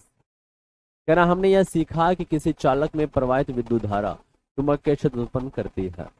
ये बात तो देखो, पहले से एक चुंबकीय क्षेत्र है और उसमें कोई पहले से कोई चुंबकीय क्षेत्र है, उसमें से कोई उसके फील्ड बीच में अगर कोई हम चालक ले जाएंगे और उससे धारा प्रवाहित कराएंगे तो इस धारा के कारण उसमें भी चुंबकीय क्षेत्र आ जाएगा। तो दो दो चुंबकीय क्षेत्र एक जगह होगा तो ऑब्वियस सी बात है आकर्षण प्रतिकर्षण लगेगा। ठीक है, तो वही बल लगेगा उस चालक पर। कह रहा है कि हमने यह सीखा कि किसी चालक में प्रवाहित विद्युत धारा चुंबकीय क्षेत्र उत्पन्न करती है। इस प्रकार उत्पन्न चुंबकीय क्षेत्र इस चालक के निकट रखे किसी चुंबक पर कोई बल आरोपित करता है। फ्रांसीसी वैज्ञानिक आंद्रे मैरी एम्पियर 1775 से 1836 में रहे, यह विचार प्रस्तुत किया कि चुंबक को भी विद्युत धारावाही चालक पर परिमाण में समान परंतु दिशा में विपरीत बल आरोपित करना चाहिए। कह रहा चुंबक को भी विद्युत धारावाही चालक पर, चुंबक भी करंट कैरिंग कंडक्टर पर एक बल लगाएगा समान परिमाण में परंतु विपरीत दिशा में लगाएगा। किसी विद्युत धारावाही चालक पर चुंबकीय क्षेत्र के कारण लगने वाले बल को निम्नलिखित क्रियाकलाप द्वारा निर्देशित किया जा सकता है। आइए हम समझते हैं किस तरीके से लगता है। आइए समझने का प्रयास करते हैं किस तरीके से ये लगता है। कह रहा है एक क्रियाकलाप करते हैं, एल्युमिनियम की एक छोटी छड़ ले लेते हैं 5 सेंटीमीटर लंबे। चित्र 12.12 में दर्शाए गए अनुसार छड़ को दो संयोजक तारों द्वारा किस स्टैंड से लटका जाए। यही छड़ लिया गया और इसको इस स्टैंड से ऐसे और ऐसे बांध के हमने क्या किया, लटका दिया।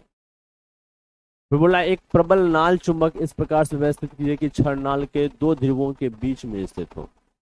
ये जो छड़ है इस नाल चुंबक के दो ध्रुवों, एक नॉर्थ पोल और एक साउथ पोल के बीच में स्थित हो। तब तो विद्युतीय क्षेत्र के बीच में एक क्या कहता है, अरे चुंबक के क्षेत्र के बीच में एक धारावाही चालक को रखेंगे ना हम लोग। कर दिया। कह रहा एल्युमिनियम की छड़ को एक बैटरी, एक कुंजी, एक धारा नियंत्रक के साथ श्रेणी क्रम में संयोजित कीजिए। क्या आप क्या देखते हैं, और धारा को प्रवाहित कीजिए। हम देखते हैं कि विद्युत धारा प्रवाहित होते ही छड़ बाईं ओर विस्थापित हो जाता है। अब छड़ में प्रवाहित होने वाली विद्युत धारा की दिशा उत्क्रमित कीजिए और छड़ के विस्थापन की दिशा नोट कर दीजिए, तो ये दाईं ओर विस्थापित हो जाएगा। ये कह रहा है, अभी समझते हैं ये क्या कह रहा है। ये कह रहा है कि किसी एक चालक को हमने रखा, ये चालक है, और इस चालक को हमने फ्रीली सस्पेंड किया है अभी। लेकिन इस चालक को रखा क्या, तो एक नाल मैग्नेट के फील्ड में रखा। तो ये नॉर्थ पोल और साउथ पोल इस फील्ड के बीच में रखा। अब इस चालक से क्या हमने क्या, विद्युत धारा को प्रवाहित करा दिया। इस चालक से क्या किया हमने, विद्युत धारा प्रवाहित किया।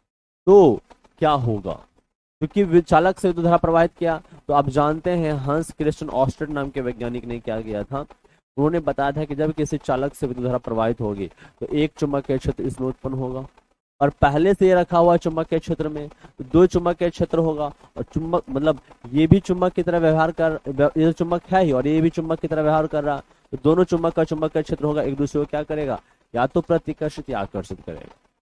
तो जिस एक बार करंट अगर प्रवाहित हो रही है जिस दिशा में, तो अगर मान लेते हैं कि बाईं तरफ मुड़ेगा, तो अब करंट की दिशा को बदल देंगे तो दाईं तरफ मुड़ेगा।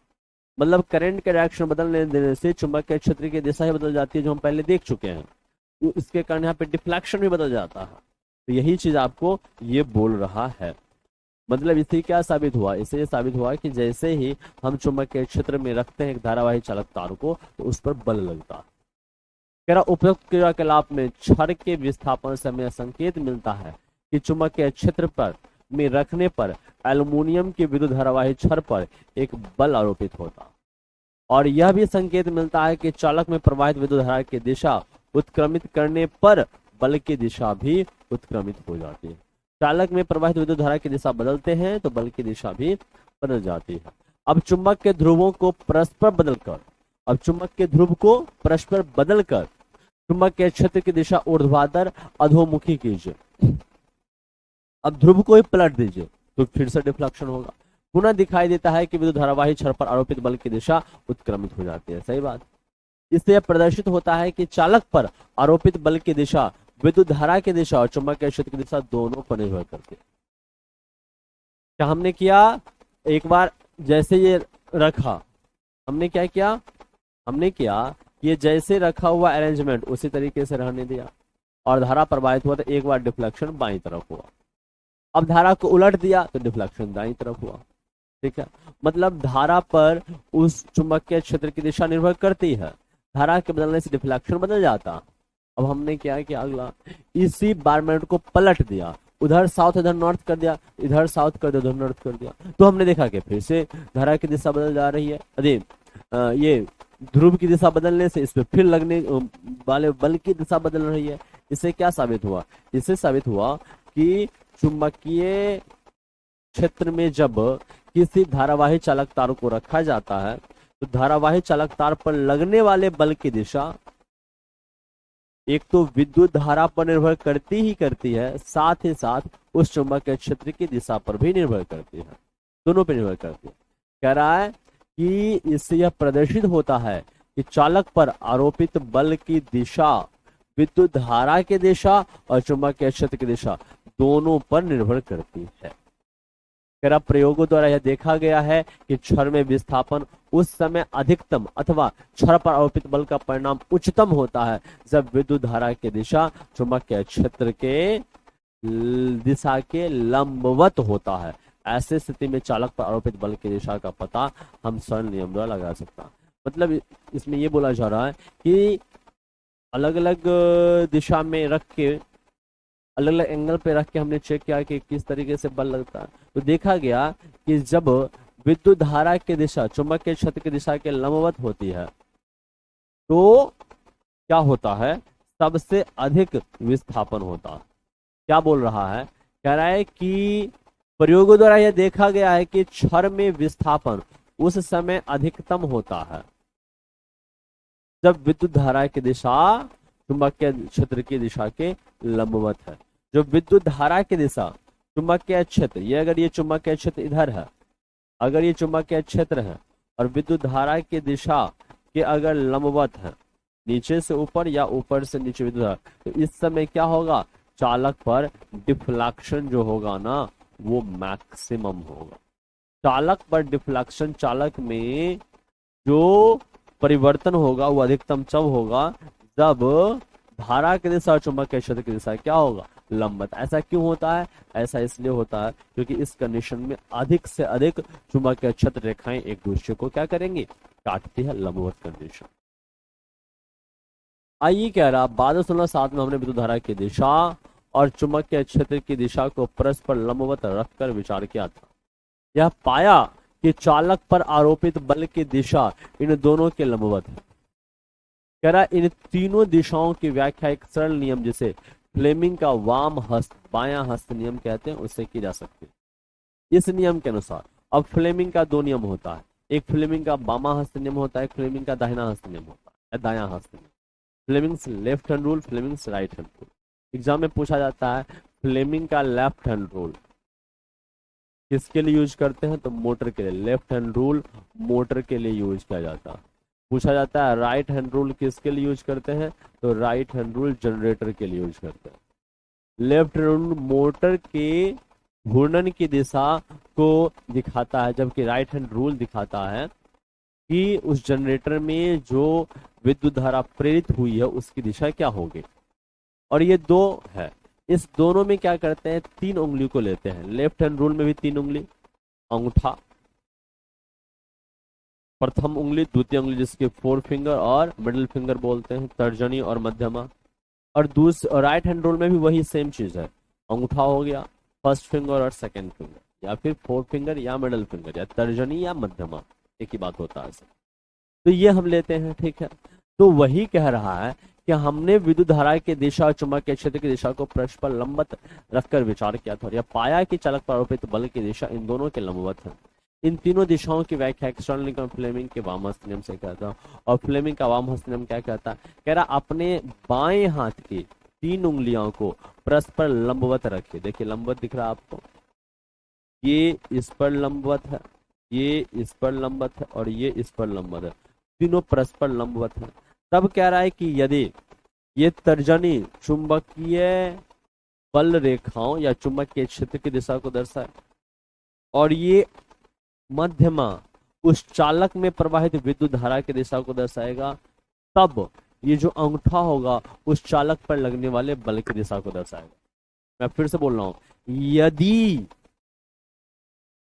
तर्जनी चुंबकीय बल रेखाओं को, मध्यमा विद्युत धारा की दिशा को, तब ये अंगूठा इस चालक पर लगने वाले बल की दिशा को दर्शाएगा। आइए देखते हैं, कह रहा है इस नियम के अनुसार अपने बाएं हाथ की तर्जनी, मध्यम और अंगूठे को इस प्रकार फैलाइए कि ये तीनों एक दूसरे के परस्पर लंबवत हो आपके सामने। यदि तर्जनी चुंबकीय क्षेत्र की दिशा को, मध्यमा चालक में प्रवाहित विद्युत धारा की दिशा को और इंगित करती है या संकेत करती है, तो अंगूठा चालक की गति की दिशा अथवा चालक पर आरोपित बल की दिशा को संकेत करेगा। इसका विद्युत मोटर, विद्युत जनित्र, ध्वनि विस्तारक यंत्र, माइक्रोफोन, विद्युत माप यंत्र, कुछ ऐसी युक्तियां जिनमें विद्युत धारावाही चालक चुंबकीय क्षेत्र का उपयोग होता है। देखो अंगूठा है, अंगूठा, अंगूठा इधर है तो बल भी इधर है। नहीं, देखो ऊपर तर्जनी है, ऊपर चुंबकीय क्षेत्र है, और ये विद्युत धारा है, तो इसको इस पे दिखाया गया 3D में विद्युत धारा। मतलब सिंपल सा है, 3 उंगली को ऐसे रखा, अगर ये चुंबकीय क्षेत्र की दिशा को दर्शाएगा, ये चालक में प्रवाहित विद्युत धारा की दिशा को दर्शाएगा, तब अंगूठा दिखाएगा कि उस चालक में जो बल लगा है वो किस दिशा में होगा। कह रहा है कि चित्र 12.14 में दर्शाए गए कोई इलेक्ट्रॉन की किसी चुंबकीय क्षेत्र में क्षेत्र के लंबवत प्रवेश करता है, इलेक्ट्रॉन पर आरोपित बल की दिशा क्या होगी? दाईं ओर होगा, बाईं ओर होगा, कैसा होगा? कागज से बाहर की ओर होगा, कागज में भीतर की ओर। चलो चित्र यहाँ पे, तो कह रहा है कि किधर होगा, देखो ये चेक करना, इस पे बल किस दिशा में लगेगा। तो बल ज्ञात करने के लिए फ्लेमिंग का बायां हस्ते में उपयोग करते हैं। बायां हस्ते में 3 उंगली को परपेंडिकुलर रखते हैं, जिधर उधर चुंबकीय क्षेत्र जा रहा तो उधर रखेंगे ये वाला, क्योंकि ये चुंबकीय क्षेत्र को दिशा को दिखा रहा। और नीचे क्या है? इलेक्ट्रॉन के प्रवाह, मतलब विद्युत धारा की दिशा, तो नीचे इलेक्ट्रॉन है। तो देखो ये उधर है, ये उधर है, तो ये ऐसे है। तो देखो जब जब क्या हो रहा, जब चुंबकीय क्षेत्र उधर जा रहा, विद्युत धारा नीचे आ रहा, जब चुंबकीय क्षेत्र इधर जा रहा, जब चुंबकीय क्षेत्र इधर जा रहा, और इलेक्ट्रॉन की गति दिशा के विपरीत होती है। अच्छा, और ये क्या है? इलेक्ट्रॉन है, इलेक्ट्रॉन नीचे आ रहा, इलेक्ट्रॉन नीचे आ रहा, तो इलेक्ट्रॉन की गति के विपरीत दिशा में करंट लेंगे। विपरीत दिशा में क्या लेंगे हम लोग? करंट लेंगे। तो इधर चुंबकीय क्षेत्र, इधर चुंबकीय क्षेत्र है, करंट, इलेक्ट्रॉन नीचे है तो करंट ऊपर होगा। तो जब चुंबकीय क्षेत्र इधर हुआ तो करंट ऊपर हो गया, तो ये अंदर की तरफ अंगूठा दिखा रहा है ना, तो दाईं ओर, बाईं ओर, बाहर की ओर नहीं, अंदर की ओर, भीतर की ओर। ऑप्शन नंबर डी हो जाएगा। ऐसा क्यों हुआ सर? आपने नीचे इलेक्ट्रॉन है लेकिन आपने ऊपर क्यों लिया? क्योंकि हम पढ़े हैं पिछले चैप्टर में कि इलेक्ट्रॉन के प्रवाह की दिशा के विपरीत दिशा में हम लोग करंट की दिशा को मानते हैं। क्यों? क्योंकि शुरू से मानने यही है, इसी को कन्वेंशनल करंट बोला जाता है, जो हम पहले जान चुके हैं, पढ़ चुके हैं। आइए अब देखते हैं औषध में चुंबकत्व। यहां तक सारी चीजें आपका क्लियर हो गया होगा। अब आ गया, कह रहा है विद्युत धारा सदैव चुंबकीय क्षेत्र उत्पन्न करती है। जब किसी चालक से विद्युत धारा प्रवाहित की जाएगी तो चुंबकीय क्षेत्र उत्पन्न होगा ही। तो कह रहा है विद्युत धारा सदैव चुंबकीय क्षेत्र उत्पन्न करती है। यहाँ तक कि हमारे शरीर की तंत्रिका कोशिकाओं के अनुदिश गमन करने वाली दुर्बल आयन धाराएं भी चुंबकीय क्षेत्र उत्पन्न करती है। कह रहा है जब हम किसी वस्तु को स्पर्श करते हैं तो हमारी तंत्रिकाएं एक विद्युत आवेग का उस पेशी तक वहन करती है। जब किसी वस्तु को छूते तो हमको महसूस होता है कि हमने छुआ है, तो क्या करता है? विद्युत आवेग हमारी पेशी तक वहन होती है, जिसका हमें उपयोग करना। यह आवेग एक अस्थायी चुंबकीय क्षेत्र उत्पन्न करता है। यह क्षेत्र अति दुर्बल होते हैं और पृथ्वी के चुंबकीय क्षेत्र की तुलना में उसके 1/1000वें भाग के बराबर होता। मानव शरीर के 2 मुख्य भाग जिनमें चुंबकीय क्षेत्र का उत्पन्न होना महत्वपूर्ण है, वे हृदय और मस्तिष्क। हृदय और मस्तिष्क में चुंबकीय क्षेत्र उत्पन्न होता है। शरीर के भीतर चुंबकीय क्षेत्र शरीर के विभिन्न भागों के प्रतिबिंब प्राप्त करने का आधार बनता है। ऐसा एक विशेष तकनीक जिसे चुंबकीय अनुनाद प्रतिबिंब या मैग्नेटिक रेजोनेंस इमेजिंग MRI कराते हैं लोग जांच के लिए, इसके द्वारा उपयोग किया जाता है। चिकित्सा निदान में इन प्रतिबिंबों का विश्लेषण सहायक होता है। इस चिकित्सा विज्ञान में चुंबकत्व के महत्वपूर्ण उपयोग हैं। तो चिकित्सा विज्ञान में इसके महत्वपूर्ण उपयोग हैं और MRI कराया जाता है। ये मैग्नेटिक रेजोनेंस पे डिपेंड करता है, क्योंकि पूरे बॉडी में चुंबकीय क्षेत्र उत्पन्न होते हैं, बहुत ही कम लेकिन होते हैं। लेकिन अगर पूछा जाएगा उस कम में भी ज्यादातर कहाँ होता है, तो हृदय और जो मस्तिष्क होता है वहां पे ये चुंबकीय क्षेत्र उत्पन्न होते हैं आवेग के प्रवाह की वजह से। तो इसको हम MRI से जांच कर लेते हैं किसी भी दोष का। तो ये चिकित्सा क्षेत्र में चुंबकीय विद्युत चुंबकत्व का उपयोग था। अब हम लोग आते हैं घरेलू विद्युत परिपथ। घरेलू विद्युत प्रपथ, इसको बोलते हैं डोमेस्टिक वायरिंग। क्या बोला जाता है? डोमेस्टिक वायरिंग बोला जाता है। इसको क्या बोलते हैं? डोमेस्टिक वायरिंग बोलते हैं। इसको डोमेस्टिक वायरिंग बोला जाता है। मतलब हमारे घर में जो इलेक्ट्रिसिटी है वो किस तरीके से संचालित होती है, किस तरीके से बल्ब, फैन, एसी, क्या क्या चीजें लगी होती हैं, कितने वोल्टेज पे होते हैं, कितने करंट होते हैं, क्या फ्यूज होते हैं, कैसे तार होते हैं, ठीक है, फ्यूज होते हैं या नहीं होते हैं, बस इन्हीं चीजों की हम चर्चा करेंगे। ये कह रहा, हम अपने घरों में विद्युत शक्ति की आपूर्ति मुख्य तारों, जिन्हें मेंस भी कहते हैं, से प्राप्त करते हैं। तो हमारे घर में क्या आता है? बाहर से पोल पर से तार आता है, जिसको हम लोग क्या बोलते हैं? मेंस बोलते हैं। ये मुख्य तार या तो धरती पर लगे विद्युत खंभों के सहारे अथवा भूमिगत केबलों से हमारे घर तक आता है। या तो पोल पर से आता है या नीचे केबल से आता है। तो ज्यादातर कहाँ से आता है? विद्युत खंभों के सहारे ही आता है। कह रहा है कि इस आपूर्ति के तारों में से एक तार को, जिस पर प्रायः लाल विद्युत रोधी आवरण होता है, विद्युत में जिसका जिस तार का रेड कोटिंग रहता है ना, लाल तार होता, उसको बोलते हैं विद्युतमय तार अथवा धनात्मक तार, या इसी को बोला जाता है लाइव वायर, या इसी को बोला जाता है मेन वायर। ठीक है। अन्य तार को, जिस पर काला आवरण होता है, उसको बोलते हैं उदासीन तार, ऋणात्मक तार, या न्यूट्रल वायर। क्या बोलते हैं इसको? Neutral wire. इसी को बोलते हैं लाइव वायर को बोलते हैं गर्म तार, और उदासीन वायर को बोलते हैं ठंडा तार। ये सब वर्ड है जो गांव घर में इस्तेमाल किए जाते हैं। कहना, हमारे देश में इन दोनों तारों को के बीच 220 वोल्ट का विभवांतर होता है हमारे देश में घरेलू वायरिंग के लिए। कह रहा, घर में लगे मीटर बोर्ड में ये तार मुख्य फ्यूज से होते हुए एक विद्युत मीटर में प्रवेश करते हैं। विद्युत मतलब मेन से लाइट आया, टावर पर से, पोल पर से लाइट आया,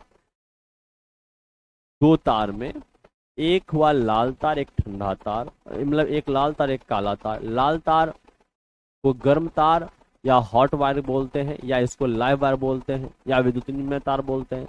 जबकि ठंडा वायर को उदासीन तार, न्यूट्रल वायर, नेगेटिव वायर, ठीक है, ठंडा वायर ये बोला जाता है। तो आता है, और वो आता है सबसे पहले हमारे मेंस के पास, और वहां पे क्या लगा होता है? फ्यूज उसके होते हुए कहाँ जाता है? तो ये मीटर पे जाता है। कह रहा, मुख्य स्विच से होते हुए घर के लाइन तारों से संयोजित किया जाता है। तार ये घर के पृथक पृथक परिपथों में विद्युत आपूर्ति करते हैं। प्रायः घरों में दो पृथक परिपथ होते हैं, एक 15 एम्पियर का होता है और एक 5 एम्पियर का होता है। 15 एम्पियर का होता है, अपने घर में देखते होंगे नीचे में लगा हुआ होता है, जिसमें हम लोग एसी, फ्रिज, रेफ्रिजरेटर ये सब लगाते हैं, आयरन लगाते हैं। एक होता है 5 एम्पियर का, जिसमें बल्ब, फैन ये सब यूज करते हैं।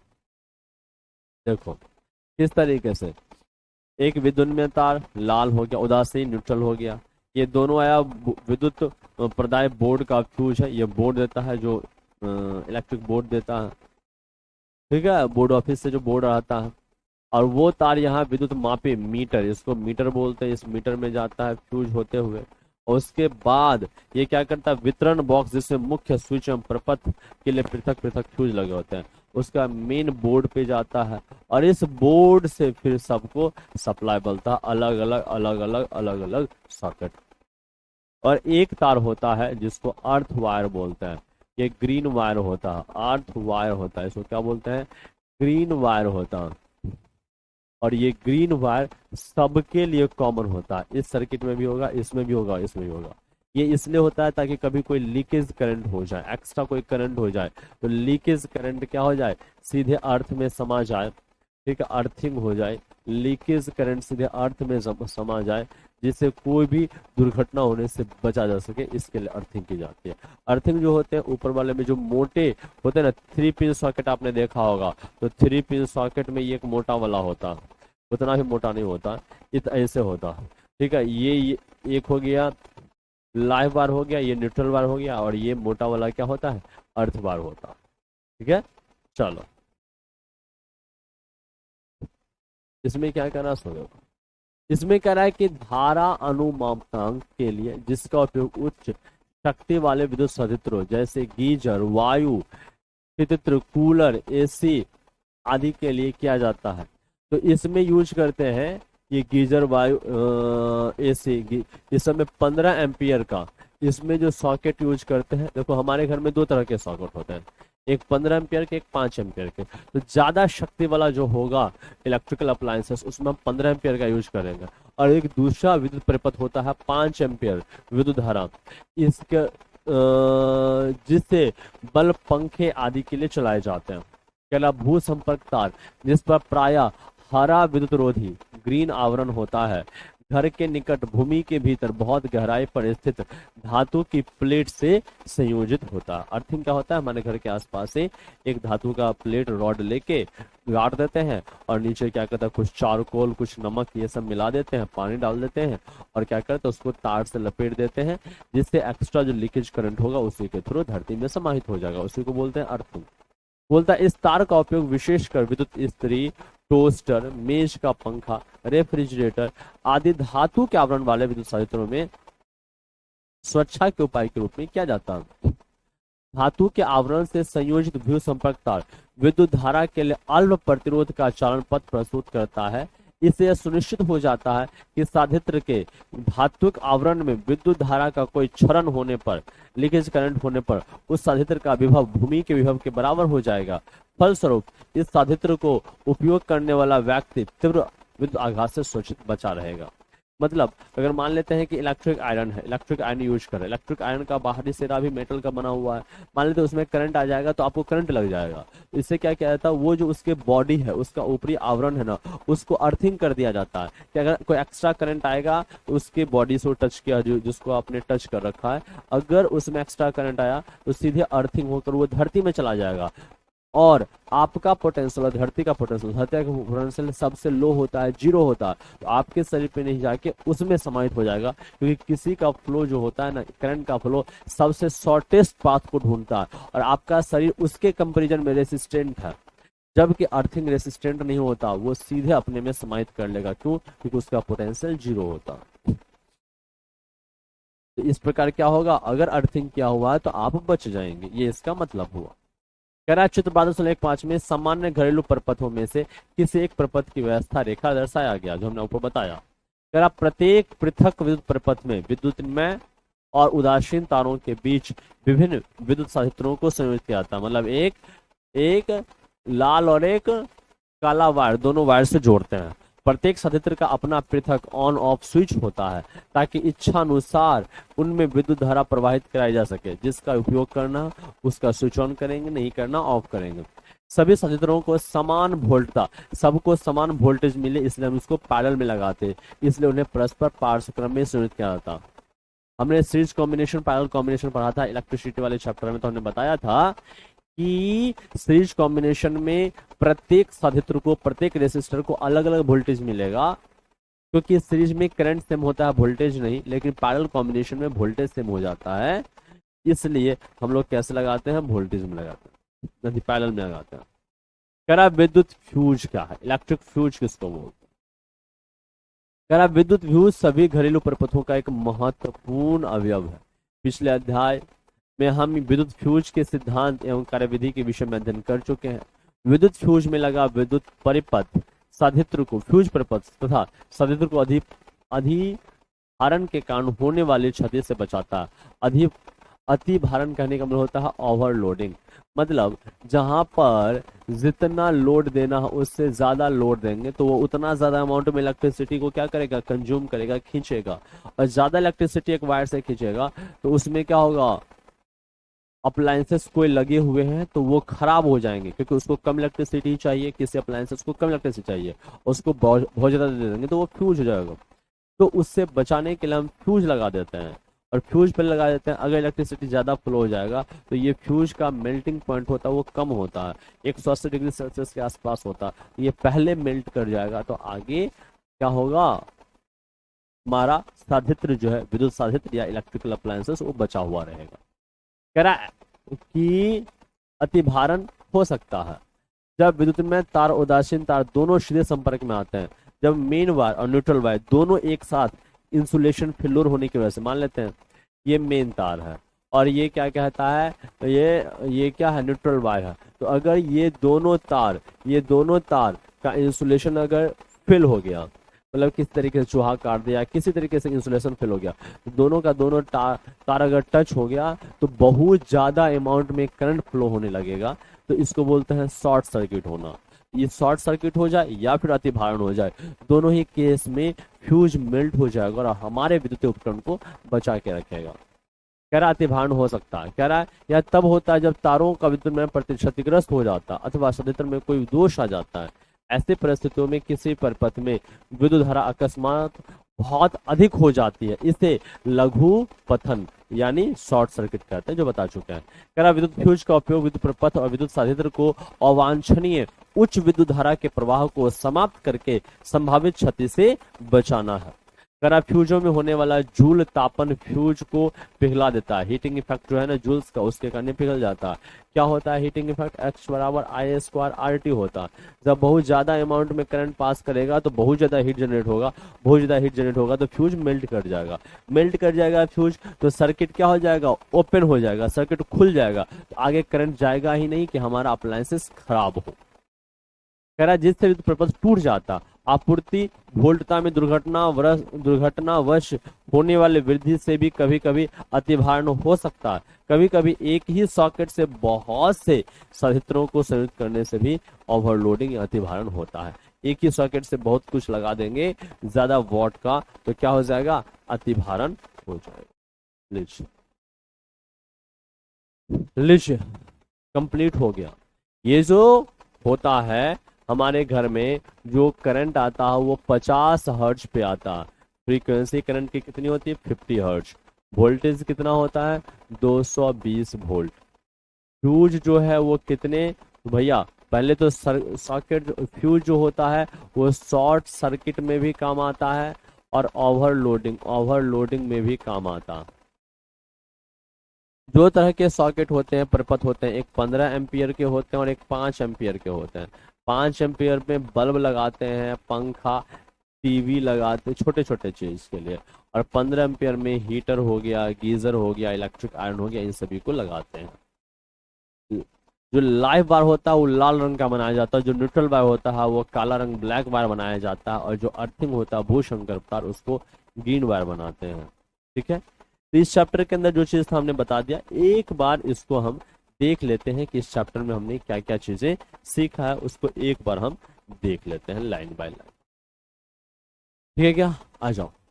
कह रहा है दिक्सूची एक छोटा चुंबक होता, दिक्सूची जिसको कंपास बोलते हैं, कंपास क्या है, वो भी एक छोटा सा चुंबक। इसका एक सिरा जो उत्तर की ओर संकेत करता है उत्तर ध्रुव कहलाता है। सोचिएगा, एक सिरा जो उत्तर की ओर ऐसा होता है, और ठीक है, और एक सिरा जो उत्तर की ओर संकेत करता उत्तरी ध्रुव है, दक्षिण की ओर संकेत करता है वो दक्षिण ध्रुव कहलाता है। सिंपल से कह रहा है किसी चुंबक के चारों ओर एक चुंबकीय क्षेत्र होता है जिसमें उस चुंबक के बल का संसूचन किया जा सकता। कह रहा है किसी चुंबकीय क्षेत्र के निरूपण के लिए चुंबकीय क्षेत्र रेखाओं का उपयोग किया जाता है। चुंबकीय क्षेत्र रेखा वह पथ है जिसके अनुदेश कोई परिकल्पित स्वतंत्र उत्तर ध्रुव गमन करने की प्रवृत्ति रखता है। चुंबकीय क्षेत्र के किसी बिंदु पर क्षेत्र की दिशा उस बिंदु पर रखे उत्तर ध्रुव की ओर गति की दिशा को दर्शाई जाती है। जहां चुंबकीय क्षेत्र प्रबल होता है वहां क्षेत्र रेखाएं एक दूसरे के निकट दिखाई जाती है।